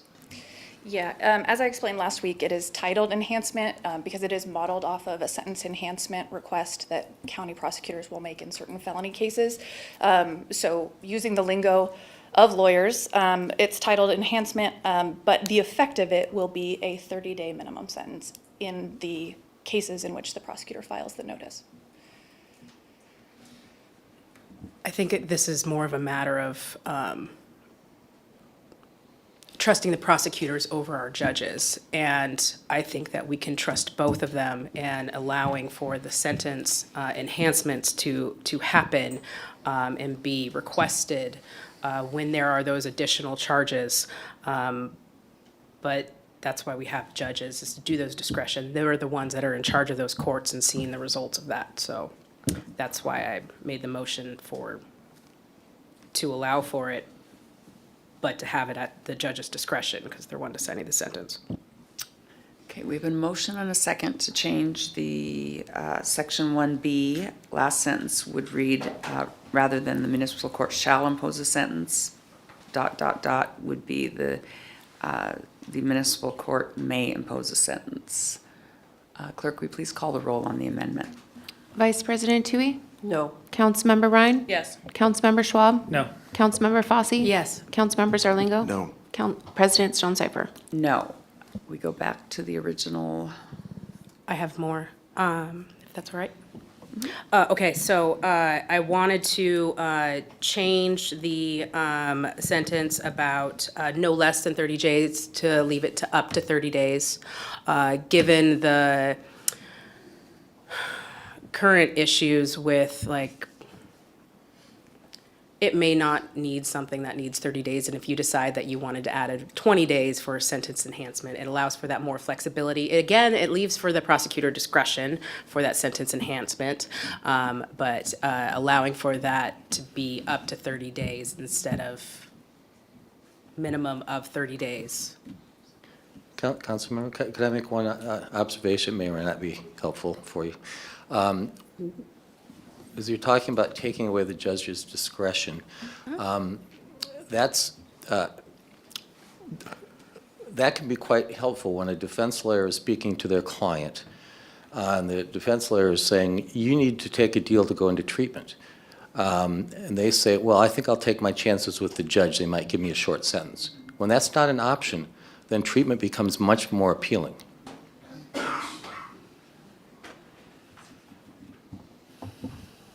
May I ask a clarifying question about the proposed amendment, Councilmember? Yeah. Am I right in thinking that you're anticipating that how this would work is that the judge would impose, let's say, a 15-day sentence? No. And then- It's the 30-day enhancement that you're asking for, and I'm saying up to 30 days. So if you wanted to do an enhancement where you think, we're going to charge you with 20 days, sentence enhancement as that hammer tool that we're having, it's giving you more discretion, and so you don't have to be firm on that. Or do you say in this ordinance you can do up to 30 days for that sentence enhancement on top of whatever the minimum is? I think that the effect of your proposed amendment would in fact impose a maximum sentence of 30 days, leading to a result wherein somebody who is charged with their third theft, for example, That would is not get the a intent of my maximum. amendment. So the intent of my amendment would be to allow for you to have up to 30 days for that mandatory minimum. And so that gives you discretion if you want to do 20 days, given that we are in a budget deficit and that we have short staffing at our jails, all those other things. If it comes where you are realizing after all of this going down that, like, you know, pressuring them with an additional 2 weeks is more fiscally responsible, you know that you're going to get the same reaction out of them, that's what you can use. And prosecutors already have that discretion. To do a mandatory minimum Not of that 2 it would be weeks? mandatory, but we already have the discretion to make a recommendation to the judge of let's say we're in a world where defense thinks somebody should get 10 days in jail. Prosecutor is asking for 30 days. The judge has the discretion to go anywhere from 0 to 365. So we already have the discretion to ask for a 20-day enhancement over what the defense is recommending. So you wouldn't utilize anything less than 30 days, is what you're saying? I'm saying that in the applicable circumstances wherein the prosecutor has already made the determination that this person qualifies and it's an appropriate case to file the notice, this would give us assurance that that person is not doing less than 30 days, regardless of how the negotiation goes, if it results in a conviction. And is there 30 days some magic number that you guys have? It's a little bit based on experience and a lot based on our knowledge of how long the sentences are currently being imposed for these sorts of sentences. We're looking at a lot of credit for time served, 3 days, 5 days, 10 days, that sort of thing, because they are viewed as lower level offenses despite the impact on the community. Right. May I add something? I know one of our residents, or one of the speakers, I think it was online, talked about what happens when people are released and they, when they're released too soon, that overdoses occur.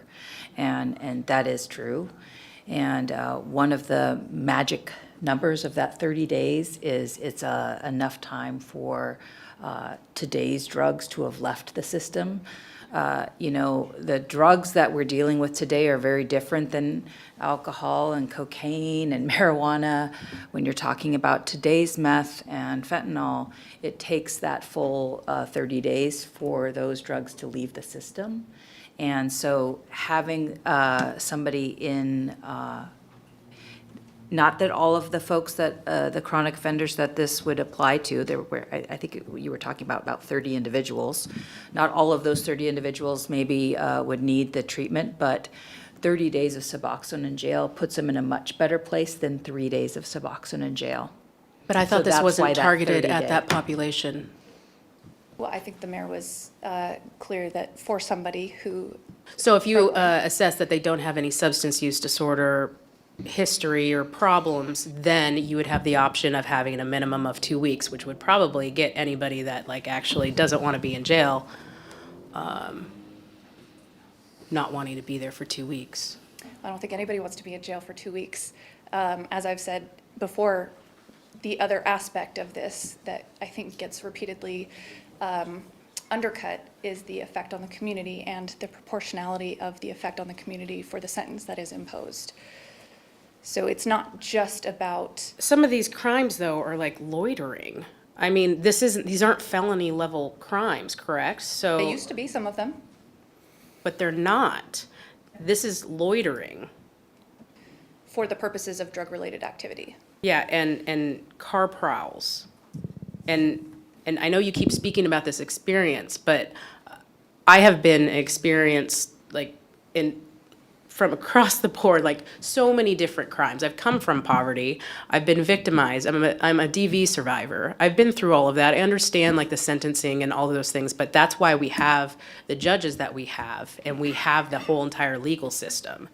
And allowing you for greater discretion in deciding if this is not indeed targeted at people with substance use disorder, the 30-day mark, you're saying you would never want to use anything less for somebody who's a car prowler. And so having them, if the solution is well, we want to put them in there because we want to have, adequate punishment for these people that are, car prowling, how expensive that is to put somebody in there. I mean, you could have compensated the victim by paying their rent or their mortgage for that month. I, in those circumstances, would elect not to file the enhancement and therefore retain the discretion to ask for less than 30 days. Okay, are we making a motion to amend at this point on item B, the very last section? I would like to change my amendment, and do you call out indeed in this ordinance the two particular diversion programs? Yes. is there a way, given all of the additional diversion opportunities that are likely coming down the pipeline from the state, to broaden that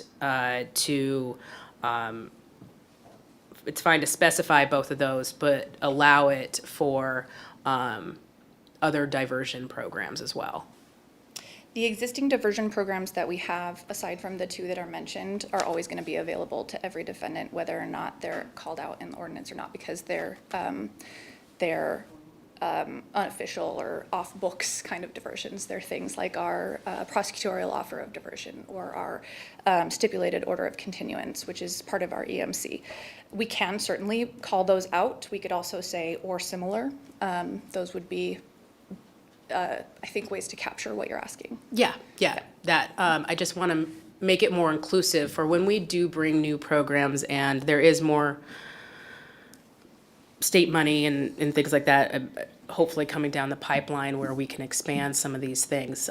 So we don't have to come back and change that. And if we have other alternatives, having it be more inclusive, again, you guys are making the discretion on that. I would just like it to be more inclusive, just other than just having those two on there. And so if you get my intent on what that amendment is? I think so. Okay. Let me see if this would capture it. So Section E, Mental Health Alternatives Program or Therapeutic Court Services Court or similar, just Yes. adding or similar. Or similar, yeah. Councilmember Ryan seconds. We have a motion and a second to amend Section 1, Item E. As stated, it would read, a defendant who otherwise would be subject to a sentence under Section 1B and who diverts through the municipal court's mental health alternatives, MAP program, or therapeutic services court, TSC, or similar programs, is subject to a sentence under Section 1B, et cetera, et cetera. We have a motion and a second. Any questions or comments on the amendment? Councilmember Zarlingo. I guess to you, Ms. Offit. Ms. Offit, do you think that amendment will be consistent with that implementing that amendment will be consistent with the intent of the ordinance as you've written it? I think Councilmember Fossey is right that as we add more programs, that would capture it. Another thing we could always do is if there are specific programs in the future, we could amend that section to specifically call those out. I guess I'm mindful of the fact that we're here every Wednesday, as Mr. Stonecipher said. So if, I guess in that sense, I'm all right with amending this either now or when we need to from the state laws. We have a motion and a second to amend on the table. Any questions or comments before we call the roll? Clerk, please take the roll. Vice President Tui? Yes. Councilmember Ryan? Yes. Councilmember Schwab? Yes. Councilmember Fossey? Yes. Councilmember Zarlingo? Yes. President Stonecipher? Yes. I got one more. So sorry. So now that I'm on a roll, is there any requirement for data collection in this? As one of our speakers was talking about, kind of the concern about disproportionate impact these particular crimes have on the community, particular demographics. Is there a requirement specified in here that will identify the demographics of the people in addition to the recidivism rates of those that have been targeted with this sentencing enhancement? As you can see, that's not built into the ordinance as it's written. I can't think of any other criminal ordinance that has such data collection requirements. I can tell you that State from a law policy does. standpoint, but if we only had the resources that state law has. From a policy standpoint, it's only good practice to be reviewing this. I spent a lot of time today reviewing the report after a year of the Seattle program. They have beautiful graphs, lots of demographics, a lot of data built in. And as I'm sitting there daydreaming, I can absolutely imagine trying to put together something similar. And that would be a personal goal of mine, and I think supported by administration. I think if we are going to invest money in incarcerating individuals, we should be investing money in finding out if we are disproportionately impacting communities of color. And so I would like to add in an annual report back to council on how many people this has impacted, for what crimes, if you're allowed to share that, and demographics.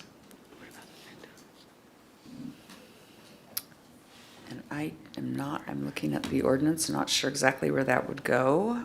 Lacey, can you help?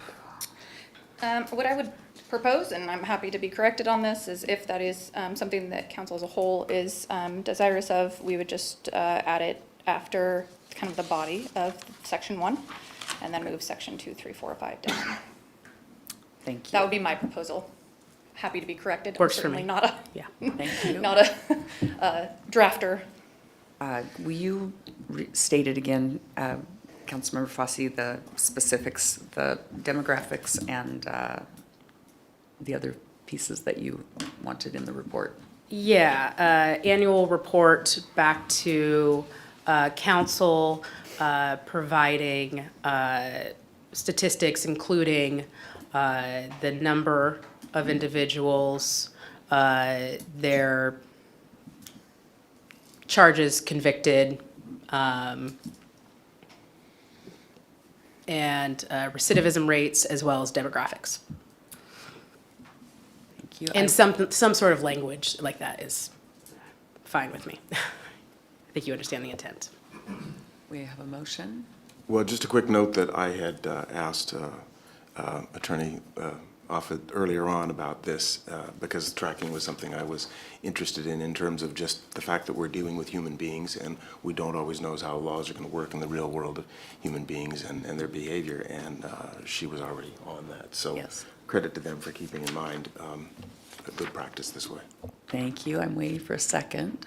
I'll second, and I have a friendly amendment. Thank you, Councilmember Ryan. I would also like to add a reporting category that tallies the amount of money that the city has been would be paying in for additional time in jail that wouldn't have happened otherwise. Thank you. Mayor. Thank you.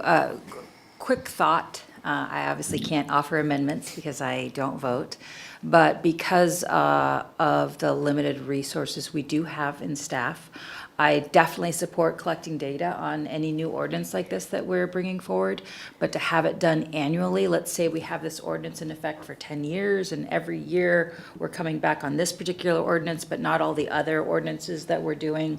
It might make sense as a new ordinance to say the first couple of years or something like that. And then if it's working, great. And if it's not working, I would assume council would get rid of it. So that would keep us from having to report on something that we decide is working, let's say. So I very much understand where you're coming from. I think on this one, because it's one of those ones we're fleshing out that there will be probably changes and amendments and things like that to it going forward. And so at that time, if they want to also suggest amending it to by, every other year or, once every 4 years, I think that we could amend it at that time. I expect that this would probably come back, but I appreciate you commenting on it. I accept your friendly amendment, and I want to give latitude to intent-wise, saying publicly, I know sometimes that data is hard to delve up. So if you approach it in a simple way, I know we can't calculate always like the hours, additional hours of, prosecutorial time or other things like that. But the cost of like jail stays and things like that, trust your judgment on collecting that data of the price marker thing. I appreciate your confidence in our math skills. That hopefully they're not misplaced. As I've mentioned before, I just want to speak to the budget effects.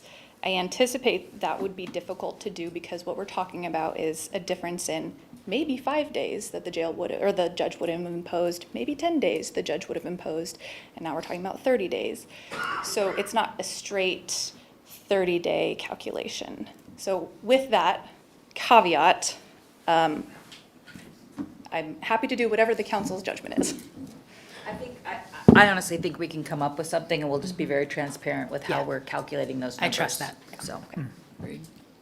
Yeah. Councilmember Schwab. Yeah, that was my comment. Is there some sort of standard of reporting for these types of? We can come up with Yeah, I'm sure they're out there, right? Thank you.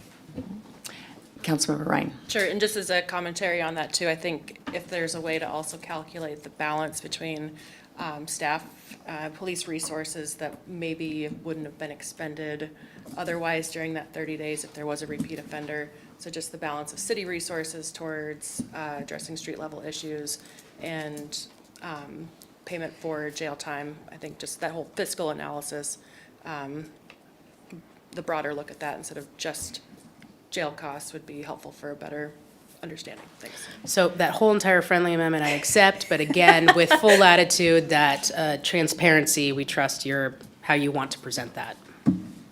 Councilmember Zerlingo. I guess it is difficult when we see some of these costs to quantify them. One of the things I'm also mindful of is that if these sentence enhancements serve to deter some crime, or some people simply aren't doing it when they're in jail for 30 days or longer, we cannot capture the crimes they did not commit, the victims that were not created, the costs of car prowls, car thefts, violent assault, hospital costs, and all that sort of stuff. So I guess I would say when we look at this maybe a year from now, let's keep in mind that some bits we get to see and some parts we're just going to have to do our best estimate with. And as lawmakers, that's our responsibility. And I will only say, knowing that I will not be here, would you consider an amendment to say that either a report would come to the council or council public safety committee? Because this may be something that is delved into deeply at the committee level. I would prefer it to come to council as a whole. I don't have a dog in this race, so. I mean, it'll be obviously a brief report because there's not expected to be a lot of people that it impacted, so. We have a motion and a second on the table that has been amended, friendly amended. Any other questions or comments? Well, we've spent a lot of time on this issue. Could we get some example wording before I vote on something? I'd like to know I appreciate the effort of my colleagues here, but could you come up with a sentence maybe, real quick? That was my exact question to City Attorney Hall, is whether we needed to actually draft something on the fly. I'm sure if given a short recess, I could come up with some exact language. I hesitate to do it here in front of all of you live. Okay.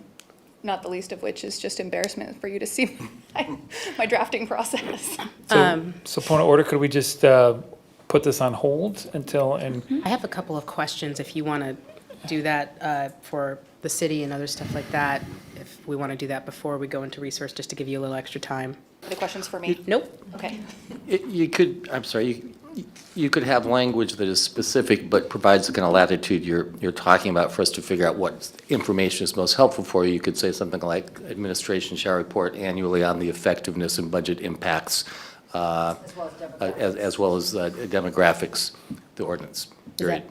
That's fine with me. Yeah. And then if you don't like the information we provide you, you can tell us to do it differently. Yeah, I think you guys understand the intent of what we're looking for, so. Okay. That works. That sentence is the sentence that we are voting on. okay, thank you. Any other questions or comments? We're calling the roll on the amendment. Did Councilmember Ryan Second. and then make a supplement? Okay.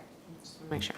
Thank you. Vice President Tui. Yes. Councilmember Ryan. Yes. Councilmember Schwab. Yes. Councilmember Fosse. Yes. Councilmember Zarlingo. Yes. President Stone Cipher. Yes. I don't have any more amendments, but I do have some other questions. Okay, go ahead. The speaker that was talking about some other alternatives that sounded like they had a lot of experience in this arena, do we have his contact information? I would be interested to see if the city could reach out to him, just given that offer to talk with them. Absolutely. We will follow up with them. Great. And then somebody had mentioned Weld Seattle. That's tied to pallet shelters somehow, right? Used to be a partner company, or it might still be. So, Amy King, who owns Pallet Shelter, one of our executive directors, she's on the board, so. and I know we heart Pallet Shelter here. So is the city working with them at all on Weld Seattle side of things? I'm happy to follow up with the speaker as well as Amy King. And I just know that, I know we're trying to approach public safety more comprehensively, and given, a lot of the speakers and the public defenders' comments that we've had about true approaches that actually have, results based in data and experience. And I want to make sure that if the city's moving forward with, the strong hammer, punitive approach, that we're also working super hard on those other avenues and using the resources we have. And I do know that we have, COET and some of these other things going on that are, great steps forward, but there's a lot of other things that I hope that we could pursue. And so when people make the offer to work with us, I want to make sure we take up that offer, given, our big budget deficit and lack of financial resources. Just to correct the narrative, this is not meant to be a strong hammer by any stretch of the imagination. It's a hammer to get them to go into these programs. It's a punitive, mandatory minimum to force people to do something that we want them to do. So, coming from the community background, I am absolutely for having safe communities. That's what I, work on in my day job. And it's difficult with some of these policies sometimes because we do have a lot of issues going on out in our community.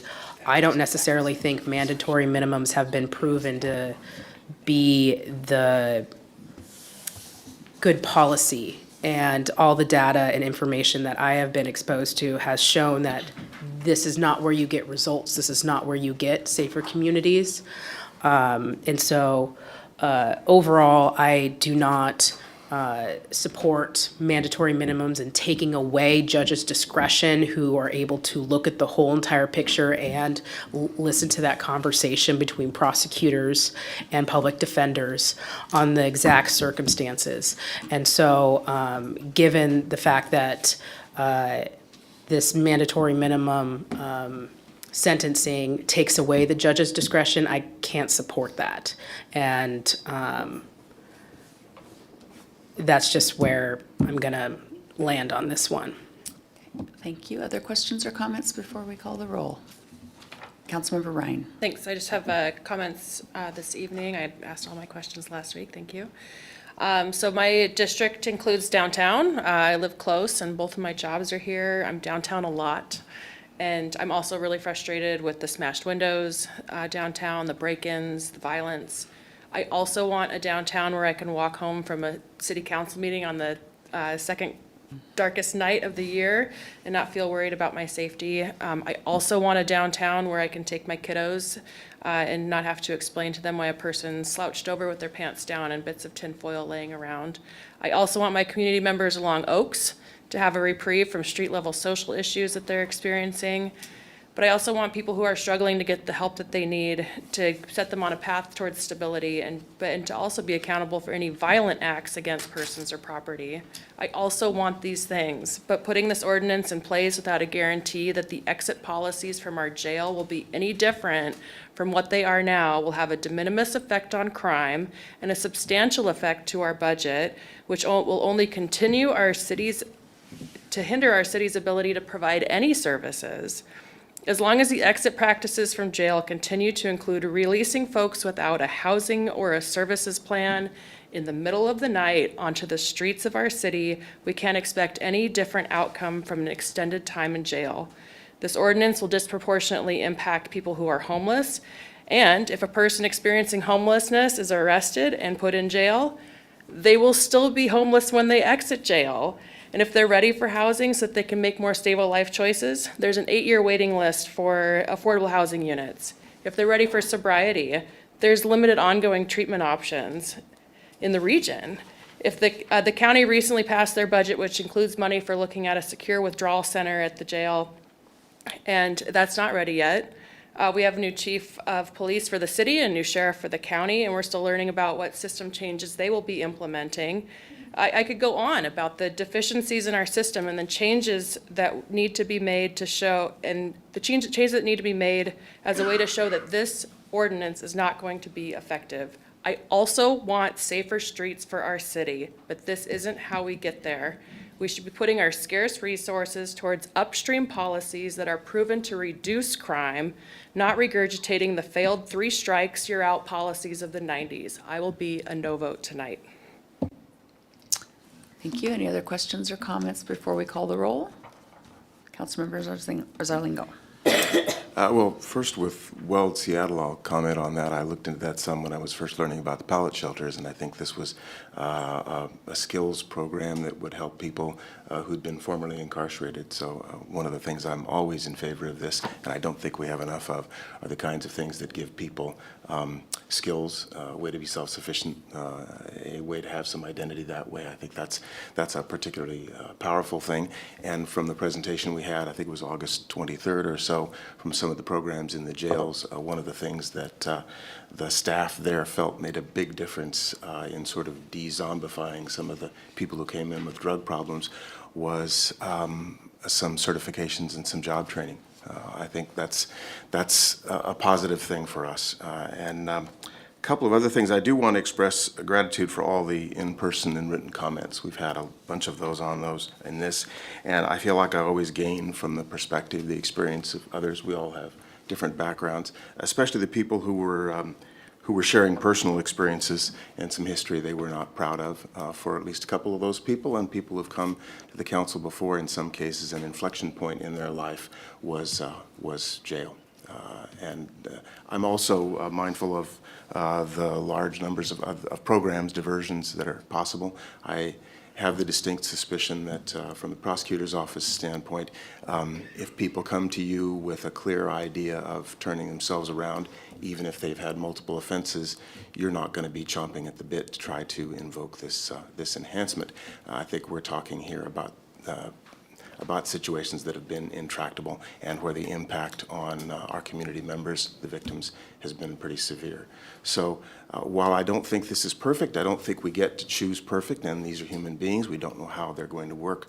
But as I said earlier, we meet every week. We can see how this goes, and I trust that if the implementation of this, the way it is going, even 3 or 4 months from now, is not quite what you expect and something different should be done, then we will do that. We'll consider it in the same thorough way we've considered it tonight. Thank you. Thank you. Other questions or comments? Well, I'll just say that, again, I agree with a lot of what has been said and appreciate, Councilmember Ryan, your concerns about, how we are being how they're administering over at the jail. We do have a new sheriff over there, and hopefully there can be some conversations with that new sheriff to find out exactly how this will work. I think there have been improvements in the way that some of that service is being implemented. Having friends, family members who have been addicted to various substances, I do know that interactions with law enforcement and sort of coercing people into treatment has been successful. It's been successful with people that I know. And so I think that providing an opportunity for someone to choose treatment over staying in jail, I mean, if you're going to have to go through full detox, as we learned from the sheriffs and the jail personnel when they came here, the 3-day stay is not enough time for someone to be in absolute detoxification where they can have a moment of clarity and rationality to decide to choose a different pathway. And it's not enough time, 3 days is not enough time for someone to be in a position to receive Suboxone, which is one of the few drugs that we know reduces craving. I don't think it probably doesn't work for everyone, but we do know that it is effective in terms of reducing the craving for drug, which is part of the challenge of breaking the cycle of substance abuse, is that your body craves that substance in a way that you cannot stop seeking it over everything else that might have been previously important in your life. And so I think that it is definitely worth trying this program to see how it works. I love the amendment of bringing the data back. And if there's data in the interim between now and a year from now that the council needs to see related to that, whether it's on the positive or the negative side, I think that certainly doesn't need to wait a year. Would want to see that back. But I will support this because I think that we have a lot of people in our community that have reached out to us to say, as victims of crime, they also see what's going on in the street and want to see something change. And so if this helps even one person, it might be worth the cost that we pay in additional jail sentencing fees. If one person could be detoxed out of a fentanyl addiction, that to me is worth a six-figure sum. So we're spending at least that much on them when they're out on our streets. So it's worth it to me, and that's all I have to say. Any final comments? Clerk, please call the roll. Vice President Tui? Yes. Councilmember Ryan? Nope. Councilmember Schwab? Yes. Councilmember Fosse? No. Councilmember Zarlingo? Yes. President Stonecipher? Yes. Let's see, where are we? We move on to number 19. Thank you, Lacey. Council Bill 2311-71, third and final reading. Adopt an ordinance closing a special improvement project entitled Water Main Replacement W, Fund 336, Program 023, is established by ordinance number 3813-21. Move to pass 2311-71. Thank you. We have a motion and a second. Any questions or comments? Clerk, please take the roll. Vice President Tui? Yes. Councilmember Ryan? Yes. Councilmember Schwab? Yes. Councilmember Fosse? Yes. Councilmember Zarlingo? Yes. President Stonecipher? Yes. Item 20, Council Bill 2312-75, third and final reading. Adopt an ordinance creating a special improvement project entitled Lift Station Number 15, Fund 336, Program 041. Do I hear a motion? So moved. Second? Any questions or comments? Clerk, please call the roll. Vice President Tui? Yes. Councilmember Ryan? Yes. Councilmember Schwab? Yes. Councilmember Fosse? Yes. Councilmember Zarlingo? Yes. President Stonecipher? Yes. Item 21, Council Bill 2312-76, third and final reading. Adopt an ordinance relating to business and occupation tax, adopting the new revision to the B&O tax model ordinance to incorporate Senate Bill 5199 changes to 35.102.150. Do I hear a motion? So moved. Second. Any questions or comments? Clerk, please take the roll. Vice President Tui? Yes. Councilmember Ryan? Yes. Councilmember Schwab? Yes. Councilmember Fosse? Yes. Councilmember Zarlingo? Yes. President Stonecipher? Yes. Item 22, adopt the resolution concerning the 2024 lodging tax expenditures. Yes, Council Vice President, Yes. I need to recuse myself from this item as I work for one of the recommended organizations. Thank you. Council Vice President Tui. Leave the chambers. I'll make a motion to do pass. Thank you. Seconded. We've got a motion and a second. Any questions or comments? Well, I'll just say as the chair of the Lodging Tax Advisory Committee, we had a lot of great applicants this year. We had way more requests than we had money to allocate out. But we did, the committee did a great job of really parsing through all the good projects that we're asking to be funded, and I think we came up with a fair and equitable way to allocate funding to that. And so looking forward to seeing all these things happen in our community. Any other questions or comments? Clerk, please take the roll. Vice President Tui? Recused. Councilmember Ryan? Yes. Councilmember Schwab? Yes. Councilmember Fosse? Yes. Councilmember Zarlingo? Yes. President Stonecipher? Yes. Thank you. Item 23, adopt a resolution asking the mayor to form a stadium fiscal advisory committee. Councilmember Schwab, do make the motion. Thank you. It's been a long Do I night. have a second? Seconded. Thank you. Any questions or comments on this item? Councilmember Ryan. Thank you. I was just curious if there's, I have two questions actually. If there's a due date, I guess, for when, or just, I guess, what are some of the next steps in the process? Because I see that there's folks that are needing to be appointed by council members, so just like a timeline of when we should be putting that forward? I'm not sure I have an exact timeline. This was only recently proposed, so I'll be working with Scott Pattison, but anticipate asking council for those recommendations sometime in January. And we'll, after we have those, then, and so we'll put together a process, because obviously council's appointing 4, so you guys will have to agree on those 4, but we'll probably open it up like any other board or commission to any applicants, and if we don't get enough applicants, you are welcome to choose and tap people yourself, just kind of how we do other boards and commissions. But we'll try to expedite it as quickly as possible in the beginning of the year, and I apologize if we're not able to do it as early as we'd like, but there's a number of other projects that we're working on at the same time. Great, and just to clarify, it's an unpaid commitment, correct? Yes. Great. And I guess for process-wise, I asked Jennifer earlier, but I'm still a little unclear. So we also have the Mayor's Drug Task Force and the PLA Task Force. So I'm not sure, or I'm unclear why this task force has a resolution, but those other ones didn't have anything come before council. It was council-driven. That's it. The other ones were mine. I can make a quick comment. We wanted to have a little more authority and from the council itself, and this is a direct report to council.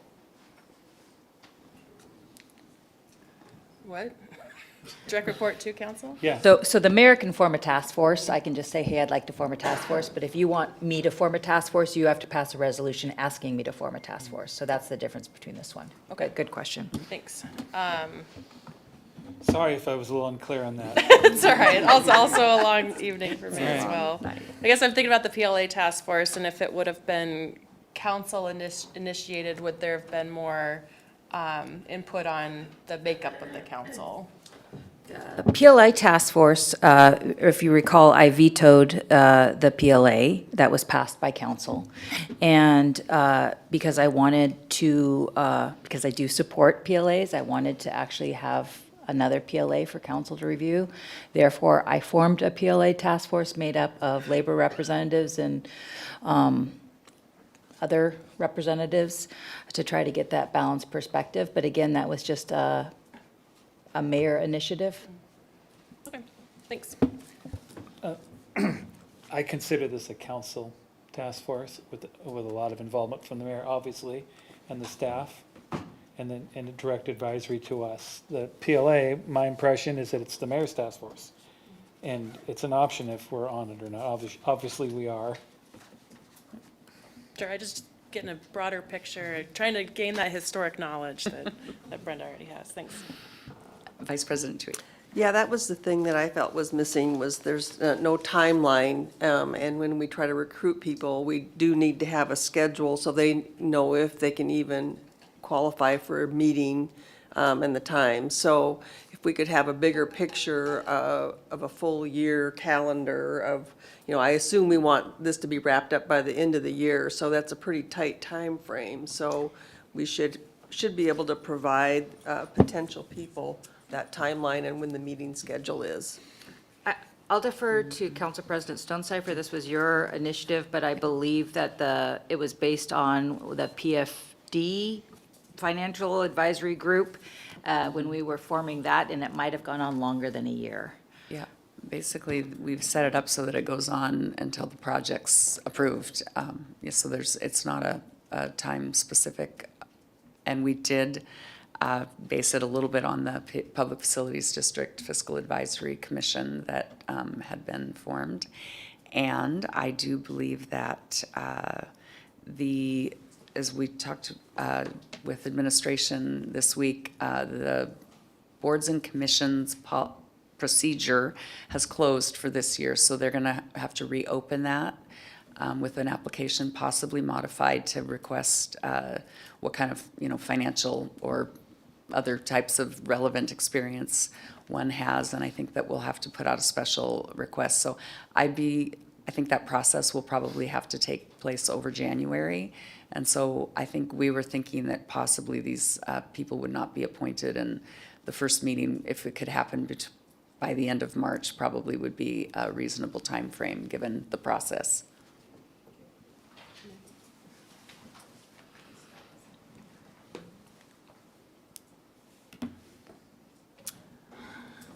Good evening, Scott. Mayor Franklin, Vice President Dewey, President Stonecipher, Scott Pattison, administration.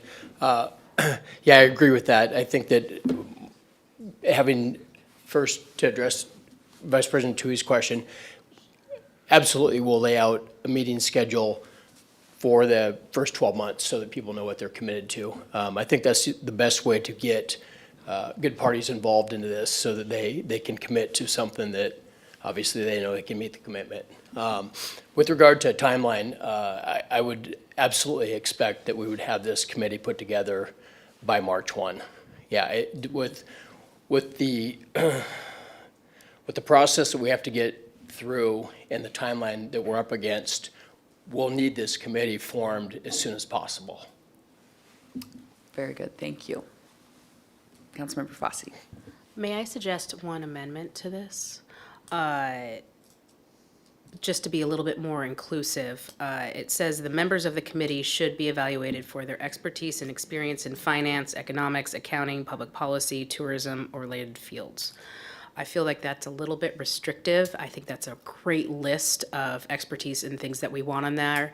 But if we come across other expertise or criteria of folks that may, come out of the woodwork that may be really good examples of candidates to be put forward to be on this board, if we could amend it to either say, add something like,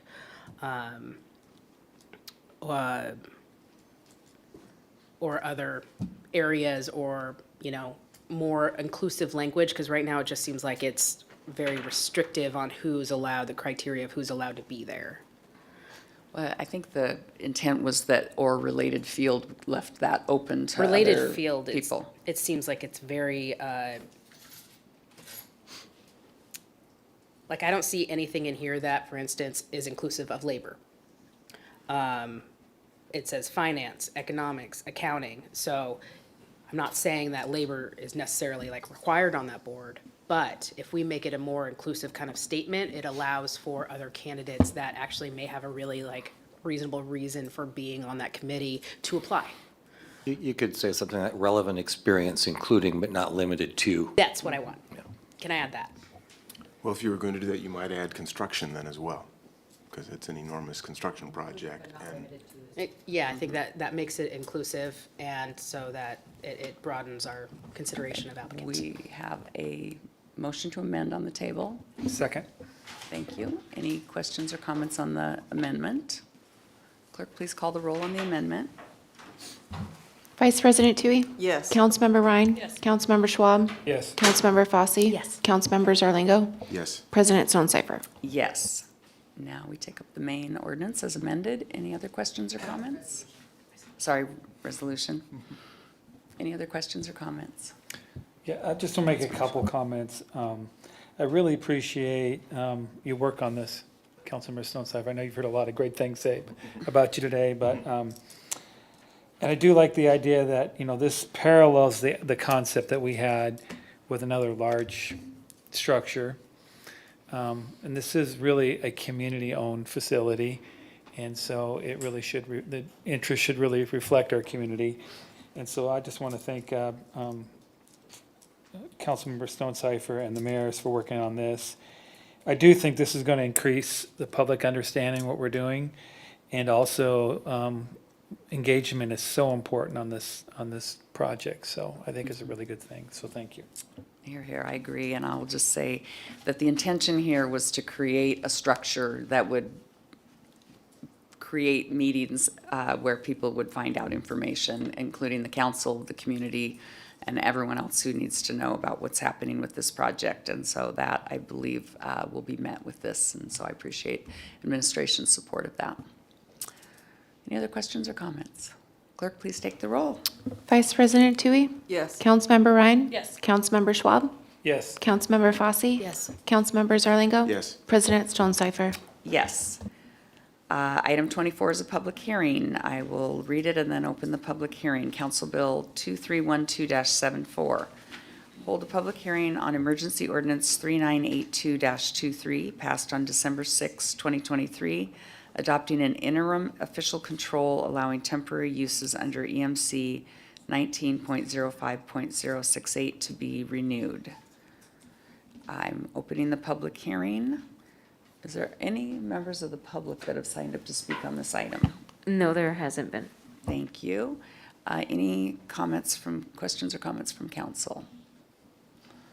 Thank you. I will hear a motion to close the public hearing. Move to close the hearing. Thank you. Second. We have a motion and a second to close the public hearing. Please take the roll. Vice President Tui? Yes. Councilmember Ryan? Yes. Councilmember Schwab? Yes. Councilmember Fosse? Yes. Councilmember Zerlingo? Yes. President Stone Cipher. Yes. So do I hear a motion now to adopt the ordinance? Oh, no, the ordinance was already adopted in December. So the way the statute works, it authorizes this sort of emergency ordinance for interim controls is because there's no time for public input. you. You take the action, and then within a certain number of days, you hold a hearing, and if there's input, you can then tweak it, but obviously, there's no input here. So you're done with this one. Thank you. Since this is my last council meeting, I just wanted to take a moment to thank the city staff, directors, and everyone from the top to the bottom of the labor pool at the city for all of the hard work that you do every day for our residents. And that is out of the public and hopefully usually out of the political eye, and appreciate very much all the hard work that goes into that. We truly have the best people helping us do our job well, giving us information, and we really appreciate the support that you bring to the work that we do up here on the dais. So thank you for that. And with no executive session and no other business, we are adjourned.